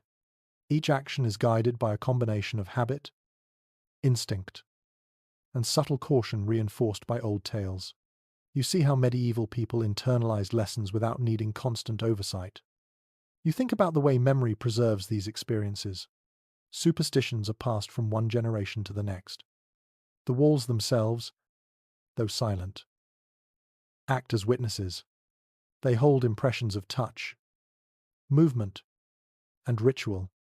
When someone returns, they interact with this layered memory. Experience accumulates quietly, invisibly. You feel the tension between fear and endurance. It is not a contradiction. Fear motivates attentiveness. Endurance teaches calm. Together, they create a form of competence. Medieval survival required both. You feel it in your own muscles and attention now. Decades later imagined. Centuries later lived. You listen to the shelter breathe with you. Tiny movements of air, shifts of straw, the faint scratching of animals. Shadows lengthen and shrink with minimal light. All are part of the environment, part of the ritualized life underground. You move carefully within it, attentive but not paralyzed. You realize that stories, superstitions, and habits all serve the same goal. They extend survival. They structure time. They focus attention. The shelter is both physical and mental space. Its boundaries are soil and belief. Its walls both earth and narrative. And as you sit quietly, wrapped in shadows and thought, you understand that underground life was not merely about avoiding danger. It was about maintaining focus, regulating emotion, and passing knowledge, practical or symbolic, from one person to the next. The deepest lessons are rarely written. They are lived and remembered in the dark. You feel the chill more sharply today, even with the shelter prepared carefully. Dampness clings to walls and floor, seeping into clothing and hair. The underground space protects you from many dangers, but illness remains persistent and insidious. Medieval people understood that staying alive meant more than avoiding raiders or exposure. It also meant avoiding the quiet enemies that grow in damp, enclosed spaces. You begin by checking the bedding. Straw that is too damp can harbor mold or bacteria. You pat it with hands, lifting, fluffing, rearranging. Anything saturated gets replaced with dry materials set aside earlier. Medieval life above ground also contended with damp, but underground, the stakes are higher. Even small moisture can weaken health over days. You examine yourself and companions. Skin changes. Nails become brittle. Eyes slightly glassy. Small signs accumulate unnoticed until they become serious. Medieval people developed keen observation skills for health because formal medicine was limited, and a simple infection could become fatal. Awareness is as critical as food or warmth. You consider ventilation again. Stale air accelerates illness. You ensure vents remain unobstructed. You adjust covers to allow slow airflow without compromising secrecy. Air management becomes an essential part of survival strategy. It is not only for comfort, it directly affects life and death. There is substantial evidence from excavated underground sites that people paid careful attention to hygiene within these spaces. Small pits for waste, absorbent materials, separated zones for sleeping and working all reduce disease. Success relied on consistent effort, not luck. You repeat these routines methodically, knowing their importance. You prepare food with hygiene in mind. Grain is clean, stored elevated. Roots and vegetables remain in dry sand. Salted meats are wrapped and placed off the floor. Even minor contamination could spread quickly in a confined environment. Medieval survival depended on foresight and meticulous care. You check animals next. Animals provide warmth and companionship, but can also carry disease. Bedding is refreshed. Waste is isolated. Proximity is managed. You balance benefit and risk constantly. Medieval households understood this. Animals underground are partners, not threats. If managed correctly, you consider children and the vulnerable. Young bodies react quickly to damp and cold. You monitor their skin temperature, breathing, and sleep patterns. Comfort is relative. Protection is paramount. The shelter must support life in a holistic sense, not just concealment. You notice subtle sounds now. Coughs, sniffles, shifts of limbs. Each is noted. Action is measured. Intervening early matters. A warm drink, a small adjustment in bedding, a check of air all reduce risk. Medieval survival combined observation with subtle management of conditions. There is disagreement among scholars about how much medical knowledge influenced underground practices. Some argue it was purely intuitive. Others suggest folk remedies and passed-down techniques were critical. You see, both knowledge and instinct coexist here. They guide you without written instruction. You focus on maintaining movement. Stiffness worsens with damp and cold. Simple stretches, crawling along walls. Careful repositioning of bedding. These actions preserve circulation and reduce risk of infection or muscle strain. Movement is deliberate. Every motion counts. You check the storage area again. Food spoilage can contribute to illness. Moisture, pests, or mold can turn a vital resource into a hazard. You rotate supplies. Remove compromised items, and ensure everything remains dry and accessible. Medieval experience teaches vigilance. You tend small fires carefully. Smoke must remain minimal to avoid attracting attention. But warmth is essential. A low ember can heat stones that radiate gentle heat for hours. This indirect warming is safer than open flames. Controlled heat prevents cold-related illnesses while preserving secrecy. You reflect on the psychological aspect of health. Fear increases stress hormones, which compromise immunity. Maintaining calm is not luxury, it is part of staying alive. Routine, small accomplishments, quiet observation, and shared responsibility all reduce stress. Medieval survival required both body and mind to cooperate. You imagine a long period of underground confinement. Winter stretches above. Raiding parties move through territories. Resources are limited. Maintaining health becomes a full-time occupation. The shelter's design supports this through organization, cleanliness, and adaptability. You notice how smell affects perception of health. Stale air, damp bedding, or contaminated food can produce nausea or anxiety. By managing scent, you indirectly support well-being. Medieval people recognized this intuitively, using herbs, ash, and ventilation to maintain both comfort and safety. You assess the impact of illness on morale. A sick child or adult shifts attention from security to care. The shelter's occupants must respond quickly, balancing care with concealment. Medieval families likely developed protocols for this. Observation, early intervention, and quiet action prevent panic.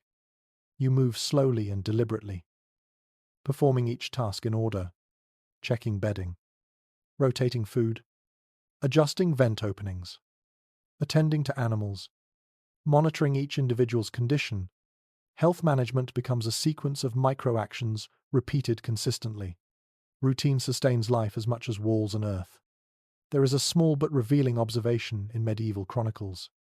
They note people surviving extended periods underground with minimal food and exposure, attributing success not solely to shelter design, but to careful attention to bodily needs. Survival is practical, deliberate, and methodical. You listen to breathing, movement, subtle cues, even silence communicates. You sense whether conditions are worsening. You adjust. The shelter responds indirectly through human intervention. Subtle management of air, moisture, warmth, and nutrition. You understand that underground life is not passive. Each day requires continuous engagement. Neglect accumulates faster than danger. Medieval people survived through a combination of foresight, routine, and careful monitoring. You practice the same now, imagining their patience and attention.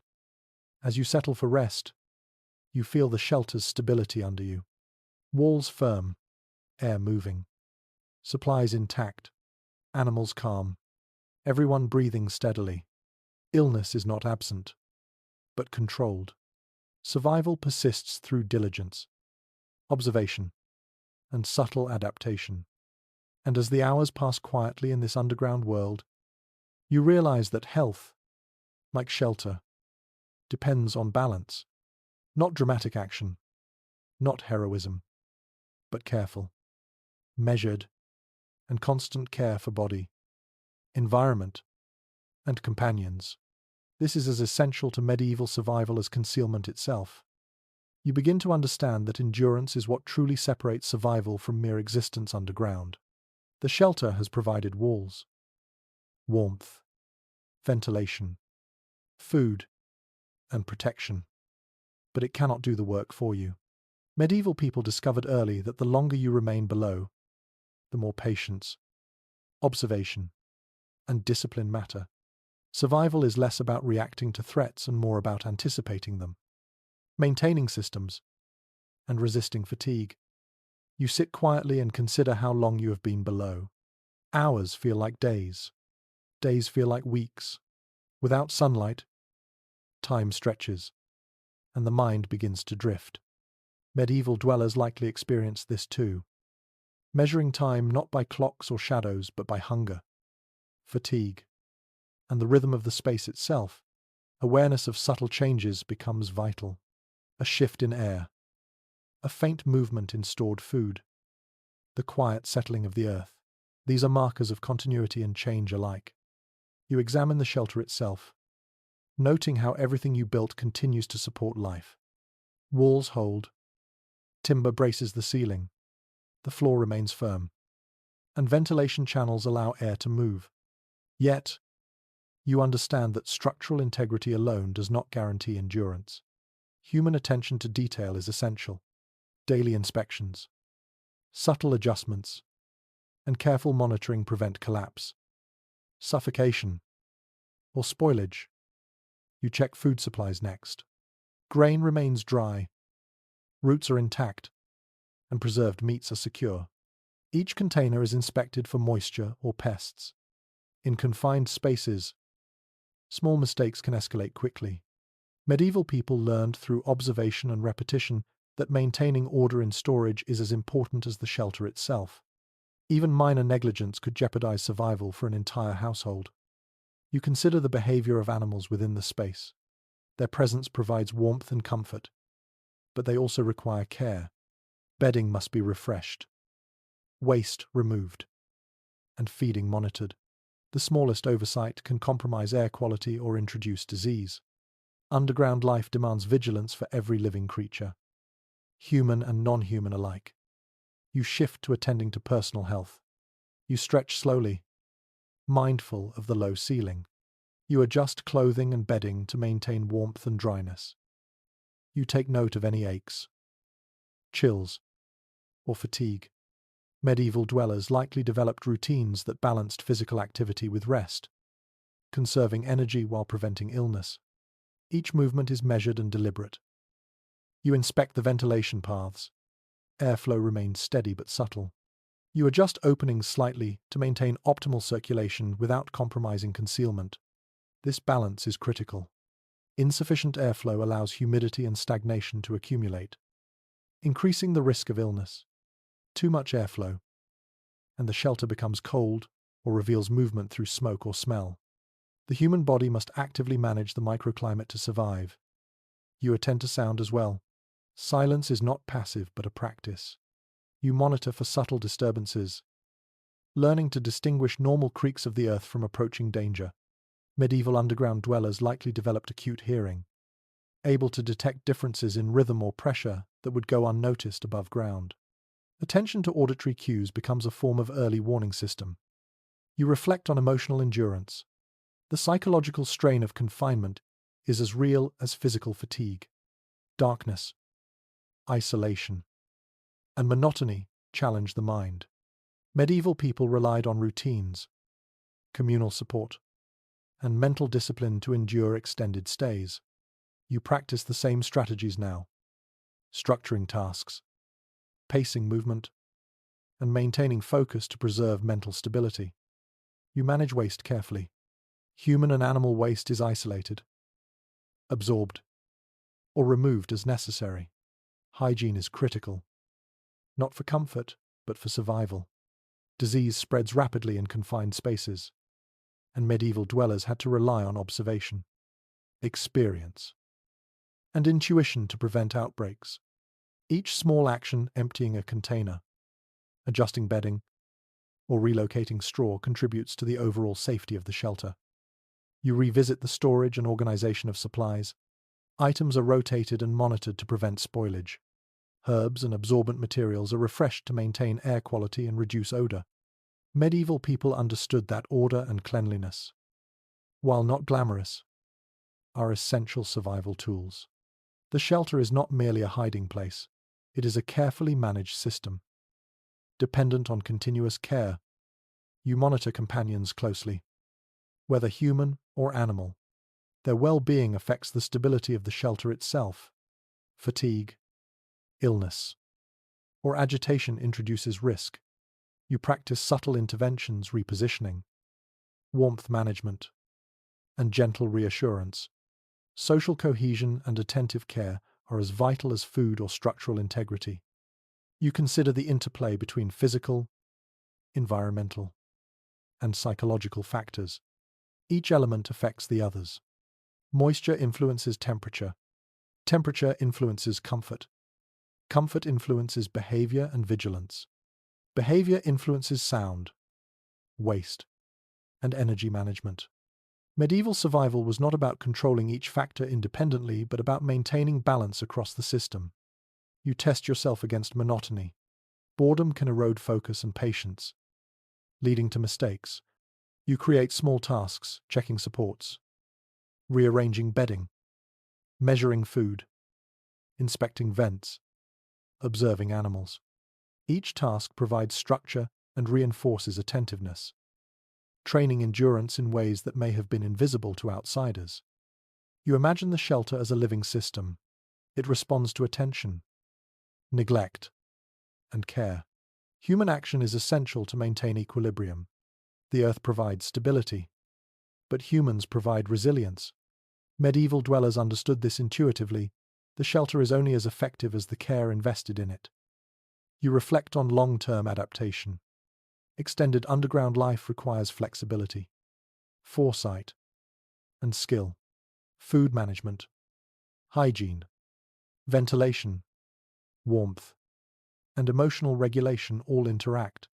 Survival is cumulative, dependent on repeated correct actions, small decisions, and careful observation over days, weeks, or even months. You listen to the faint sounds above and within, the settling of earth, the subtle movement of animals, the flow of air through ventilation channels. These cues provide feedback. Adjustments are made silently, methodically, and without urgency. Medieval people relied on this ongoing attentiveness to extend endurance. You sit back, hands resting on the floor, and feel the weight of responsibility that comes with sustained survival. The shelter continues to protect, but only because it is tended. You realize that endurance is not passive. It is the sum of daily choices, repeated consistently over time. Survival depends on patience, observation, and quiet diligence. And as you settle into stillness, feeling the shelter hold you and the systems you maintain, you understand that medieval underground life was not defined by short-term fear, but by the capacity to endure through attention, adaptation, and unwavering care. You begin to notice the subtle traces left behind, the quiet evidence that people existed here long before you. Underground shelters, though hidden, preserve stories if you know how to read them. Marks on walls, depressions in the floor, scratches in timber, they are not merely physical. They are echoes of activity, of care, of survival. You run your hand along a timber post, feeling the grooves left by repeated handling. This post once supported a roof, but it also carried the weight of human intention. Every adjustment, every replacement, every inspection left a mark, however faint. Medieval people left these traces unintentionally, yet they speak volumes about daily life underground.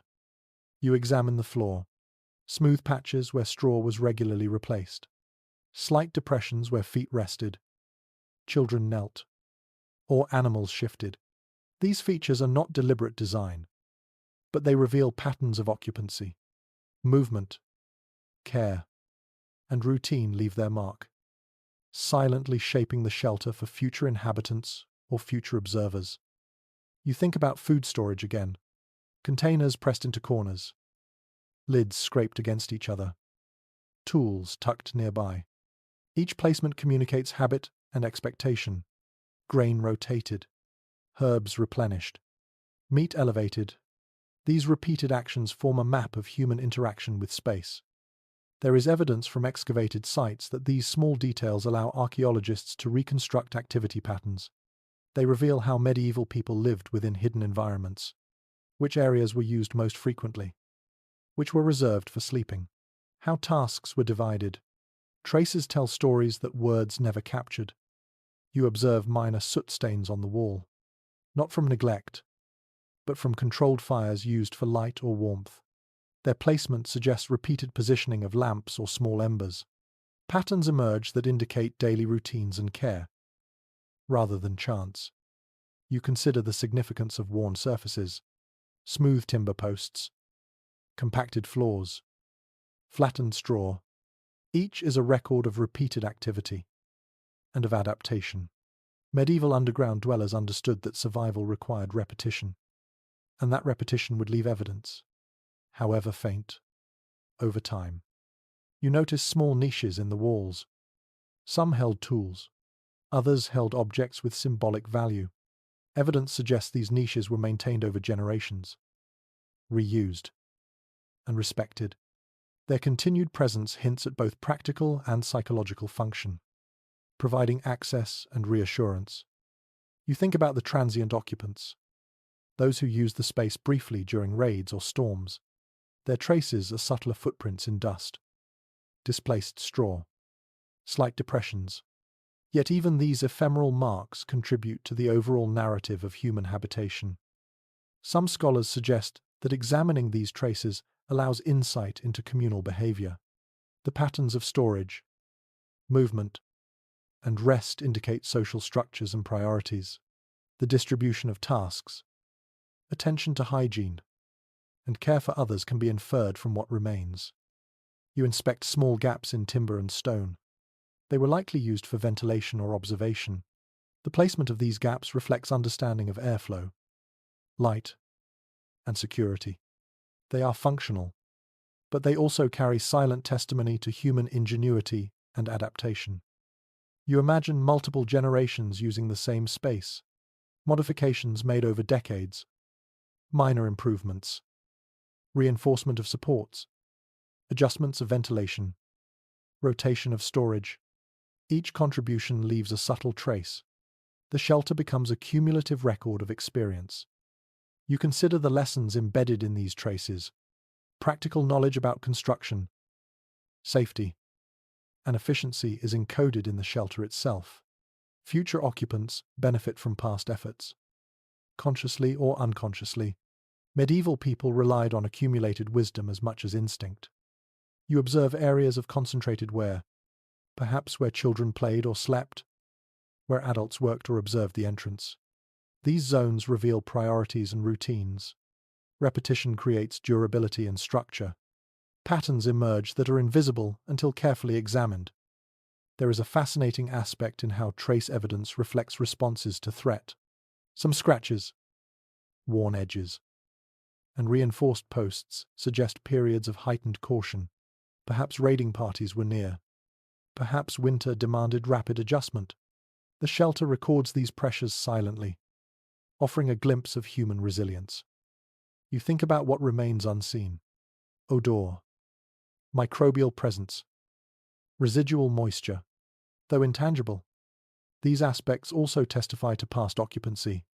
They influence modern interpretation and remind you that survival is both visible and hidden, physical and ephemeral. You note that patterns of reuse are particularly instructive. Some niches repurposed, supports reinforced, storage shifted. The shelter evolves with its inhabitants, reflecting changing needs and circumstances. Medieval underground life was dynamic, responsive, and cumulative. You reflect on the continuity implied by these traces. The same shelter may have hosted peasants, monks, and fugitives over time. Each left different patterns of use. Yet the space accommodated all. The earth absorbs these differences, creating a layered history, accessible only through careful observation. You pause, letting your hand rest on a smooth timber post. The shelter feels alive, not as a static hole in the ground, but as a record of human perseverance. Each trace, each worn surface, each carefully placed object speaks silently across generations. And as you sit quietly, surrounded by these subtle histories, you understand that medieval underground life left evidence not only in documents or stories, but in the very earth itself. These traces are enduring reminders of adaptation, patience, and the quiet ingenuity required to survive in hidden spaces. You begin to feel a rhythm to life underground, a subtle cadence dictated by the space itself. The shelter, with its walls of earth and timber, guides behavior as much as any rule or instruction. Each day unfolds in quiet repetition, checking the walls, rotating food, adjusting ventilation, observing animals, tending bedding, and listening intently for any sign of change above. Survival is not passive. It is structured, deliberate, and cumulative. You notice how movement itself becomes a form of meditation, kneeling to adjust straw, moving containers carefully, stretching to reach a corner, testing the air. Each action is small, deliberate, and meaningful. Medieval people likely understood this intuitively. Underground life fosters awareness, patience, and attention to detail, because every misstep carries consequences. You consider the management of light. Flames are kept low and controlled, just enough to perform necessary tasks. Excess light could reveal movement or create shadows that betray the presence of the shelter. You test a small lamp in a niche and observe how its glow barely illuminates the surrounding area, leaving edges in shadow. Light here is functional, not decorative. You think about the impact of sound, movement, conversation, and work are all conducted with restraint. Each scrape of timber, each step on compacted earth, each whisper is measured. Silence is a constant companion, guiding behavior and sharpening awareness. Medieval dwellers knew that a misplaced sound could undo hours of careful concealment. You check food stores again. Grain, legumes, preserved meats, and root vegetables are all intact. Each container is elevated or placed strategically to reduce risk from dampness, pests, or contamination. Rotation ensures nothing remains too long. Every small decision reinforces survival. Mistakes accumulate silently in enclosed spaces, so diligence is rewarded. Medieval people applied this logic consistently, turning careful attention into habit. You reflect on the presence of animals. They provide warmth, companionship, and subtle alerts to danger, but they require careful management. Bedding is refreshed, waste removed promptly, and movement monitored. Their behavior informs your own. Underground, you learn to move in concert with other living beings. Medieval shelters that incorporated animals demonstrate the interplay between human and non-human occupants, each dependent on the other for safety and comfort. You think about ventilation once more. Fresh air is critical to maintain health, reduce humidity, and minimize odors. Openings are positioned strategically, angled to prevent direct observation while allowing airflow. Small adjustments have immediate impact on comfort and safety. Medieval people relied on experience and observation to optimize these systems, long before scientific theory could explain them. You monitor hygiene closely, personal cleanliness, as well as care of bedding, containers, and surfaces, is essential. Contamination spreads rapidly in confined spaces. Medieval accounts suggest that regular attention to these matters significantly increased survival rates. You repeat these practices methodically, internalizing them as both precaution and ritual. You consider the role of observation. Every subtle change, air, moisture, sound, or animal behavior provides information. Vigilance is not constant tension. It is routine and practiced. Medieval dwellers depended on these cues to anticipate problems before they became crises. The shelter itself becomes a tool for gathering and interpreting data. You reflect on the psychological demands of prolonged underground living. Darkness, monotony, and confinement challenge mental endurance. Structure, routine, and attention to small tasks provide stability. Children and adults alike benefit from predictable patterns and shared responsibilities. Mental resilience is cultivated through repeated, intentional engagement with the environment. You examine signs of wear and usage in the shelter. Worn patches in the floor indicate where people slept or worked. Slight grooves in timber suggest repeated handling. Minor scratches or indentations reveal patterns of movement. These traces are the silent testimony of past occupants and offer guidance for present survival. You think about the flow of time in underground life. Without light or external cues, hours blur. Awareness is maintained through the repetition of routine, monitoring, and observation. Medieval dwellers likely relied on these micro-measures rather than clocks, allowing them to structure days despite isolation from the surface world. You attend to small environmental adjustments, bedding repositioned to maintain warmth, containers shifted to reduce damp contact, straw rearranged to absorb moisture. Each intervention is minor, yet cumulatively essential. Medieval life underground relied on consistent, attentive management of both tangible and intangible risks. You consider the interplay between safety, comfort, and adaptability. The shelter protects against immediate threats but demands constant adaptation to changing conditions, shifting moisture, temperature fluctuations, varying air quality, and behavioral needs of occupants and animals.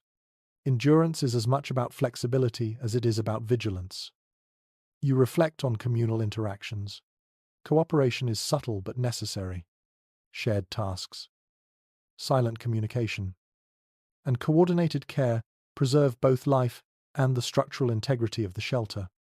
Medieval experience shows that social cohesion under stress was crucial for extended survival underground. You test your senses again. Air movement, faint smells, distant sounds, subtle vibrations. Each provides information about internal conditions and the external world. Attention to these signals ensures preparedness and mitigates risk. Medieval people cultivated sensory awareness as a survival skill, allowing them to detect danger without leaving the shelter. You manage stress and emotion through ritualized actions. Small, deliberate tasks occupy attention, reduce anxiety, and reinforce control over the environment. This psychological strategy complements physical precautions, creating a holistic system of endurance that sustained life over extended periods underground. You notice the way repeated tasks create efficiency, checking supplies, adjusting bedding, monitoring animals, inspecting walls and vents. Each action becomes second nature, performed with minimal thought and maximum accuracy. Medieval experience demonstrates that efficiency, cultivated through repetition, is as vital to survival as structural stability. You pause and listen, feeling the subtle rhythm of the shelter, the gentle settling of earth, the faint rustle of straw, the soft breathing of animals and humans. These sounds become a lullaby of endurance, a reminder that life continues quietly and deliberately beneath the surface. And as you reflect on these patterns of movement, observation, care, and attention, you understand that medieval underground life depended not only on the physical shelter, but on the discipline, awareness, and deliberate repetition of its occupants. Endurance, patience, and attentive practice define survival in these hidden spaces. You notice the subtle changes in air and temperature as the shelter settles through day and night. Underground life is a constant negotiation with the environment. The earth itself offers stability, yet it is never static. Shifts in moisture, slight movements in soil, and seasonal temperature variations all affect comfort and safety. Medieval people lived in intimate awareness of these patterns, adapting their behavior to maintain equilibrium. You check the floor again, feeling for dampness or soft patches.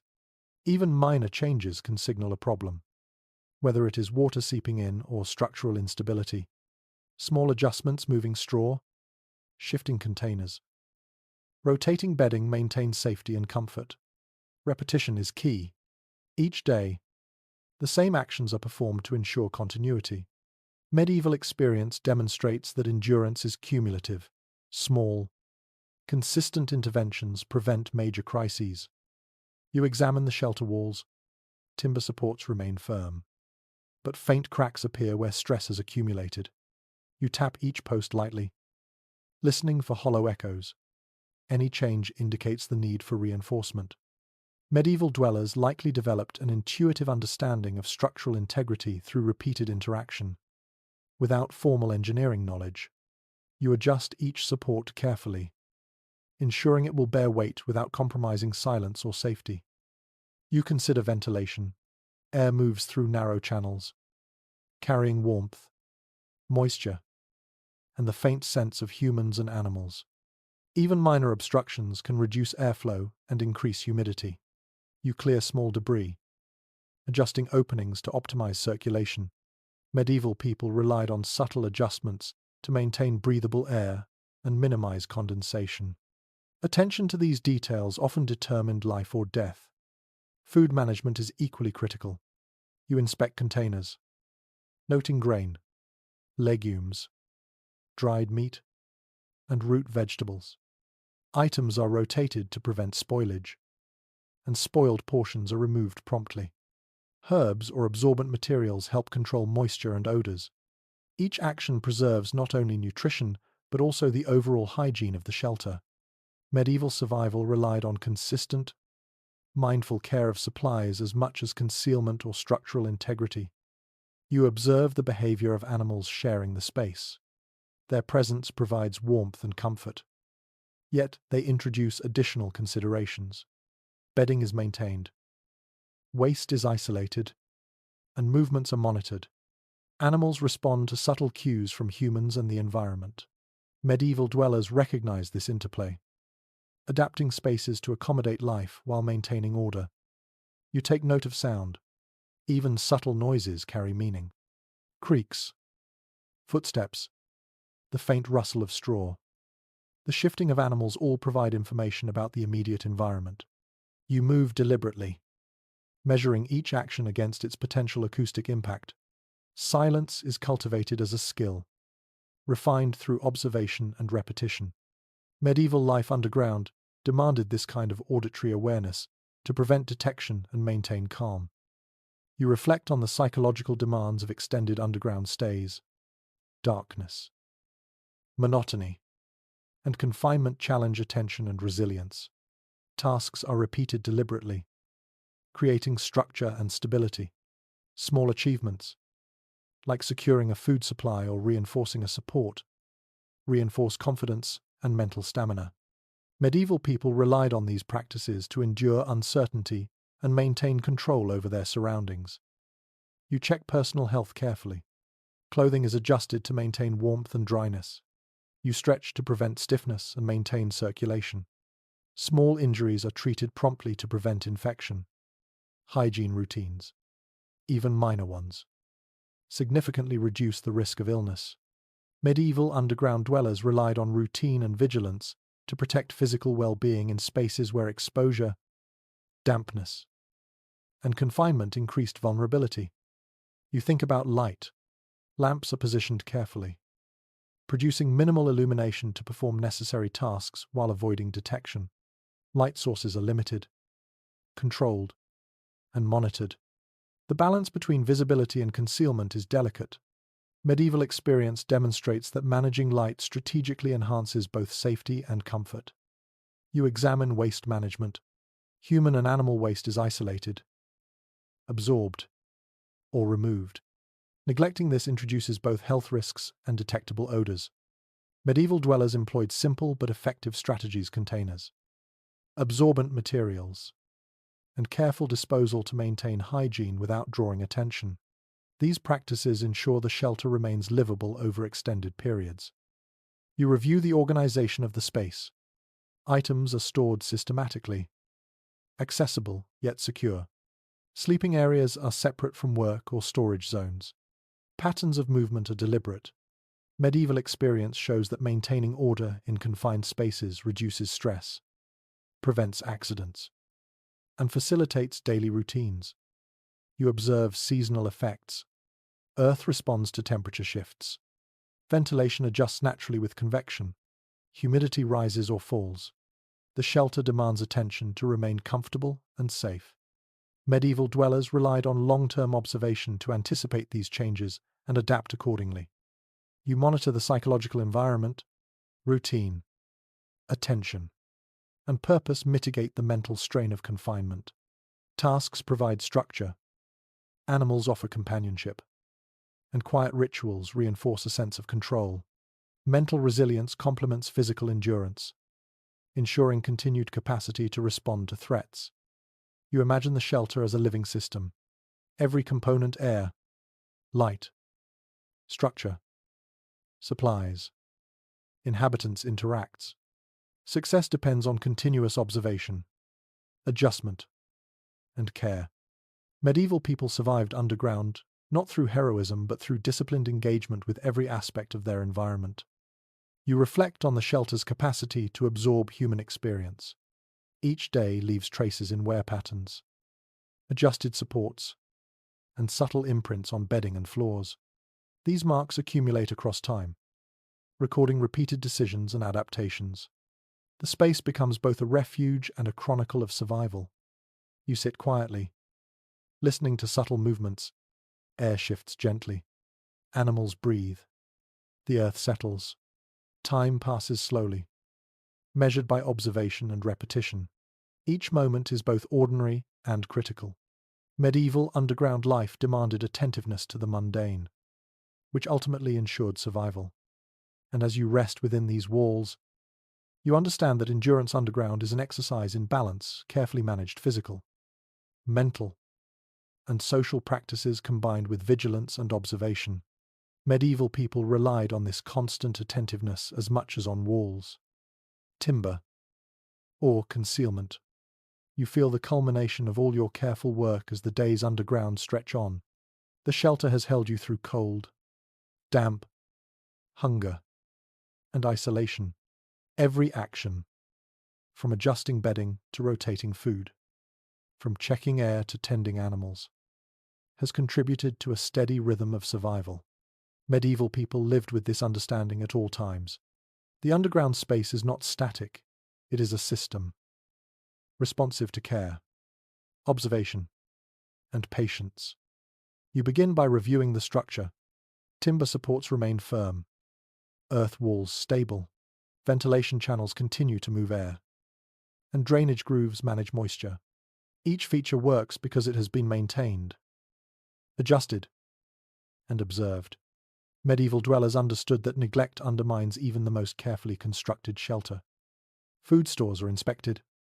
Grain, legumes, root vegetables, and preserved meats remain secure. Any signs of spoilage are addressed immediately. Herbs and absorbent materials control odors and moisture. You realize that careful attention to sustenance is as important as the walls that protect it. Survival depends on both structural and practical diligence. You check bedding and straw, noting subtle shifts from movement, moisture, and use. Adjustments are made to maintain warmth and dryness. Even the smallest lapse could affect comfort, sleep, or health. Medieval underground living required constant engagement with the environment, as well as anticipatory care to prevent issues before they became critical. You attend to animals. Their behavior provides subtle cues about environmental changes.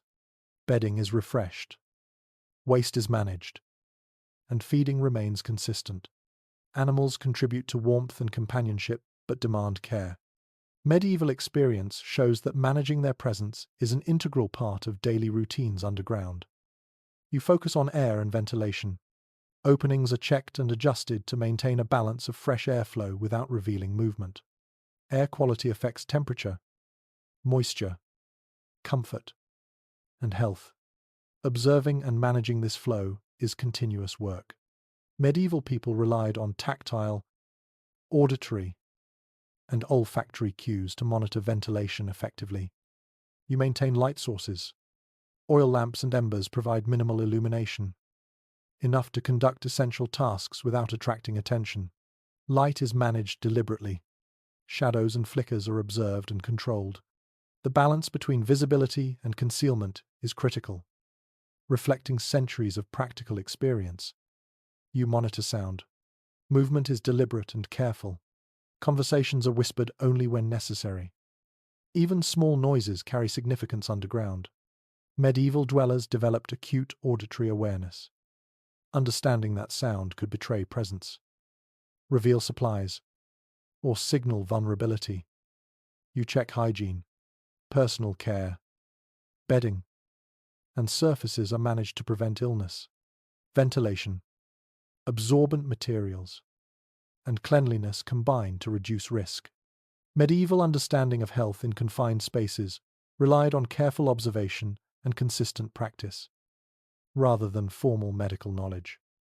You reflect on psychological endurance. Darkness, monotony, and confinement challenge attention, patience, and composure. Structured tasks, repetitive routines, and quiet rituals provide stability. Mental resilience is cultivated through continuous engagement with the environment, reinforcing both awareness and adaptability. You observe traces of past activity, worn areas in the floor, smoothed timber, and faint impressions in straw indicate the habits and routines of previous occupants. The shelter preserves a history of adaptation and survival. Medieval underground dwellings accumulate these traces, creating a cumulative record of human endurance. You think about children, birth, and growth underground. The shelter accommodates not only adults but life itself. Careful management of warmth, air, and hygiene protects vulnerable occupants. Medieval families balance the needs of the young with the challenges of concealment and limited resources. You consider superstition and belief. Talismans, symbols, and ritualized actions provide comfort, structure, and mental focus. These practices, interwoven with practical survival strategies, guide behavior and reinforce attentiveness. Medieval dwellers integrated symbolic protections into daily routines, blending psychology with practicality. You revisit your own movement and attention. Every action is deliberate, adjusting bedding, rotating supplies, checking air, monitoring animals, maintaining light, and controlling noise. Each contributes to equilibrium.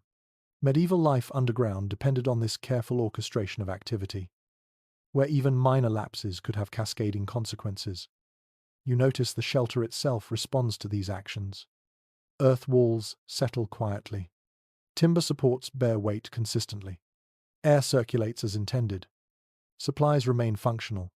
The space operates as a dynamic system, co-created by both structure and human care. Medieval people understood that their survival relied on constant participation in this system. You reflect on endurance. Survival is cumulative, built from countless small, deliberate decisions, physical, environmental, and psychological factors intertwine. Medieval dwellers internalized this truth. Persistence, observation, and disciplined care matter more than bravery or luck alone. You consider emergence.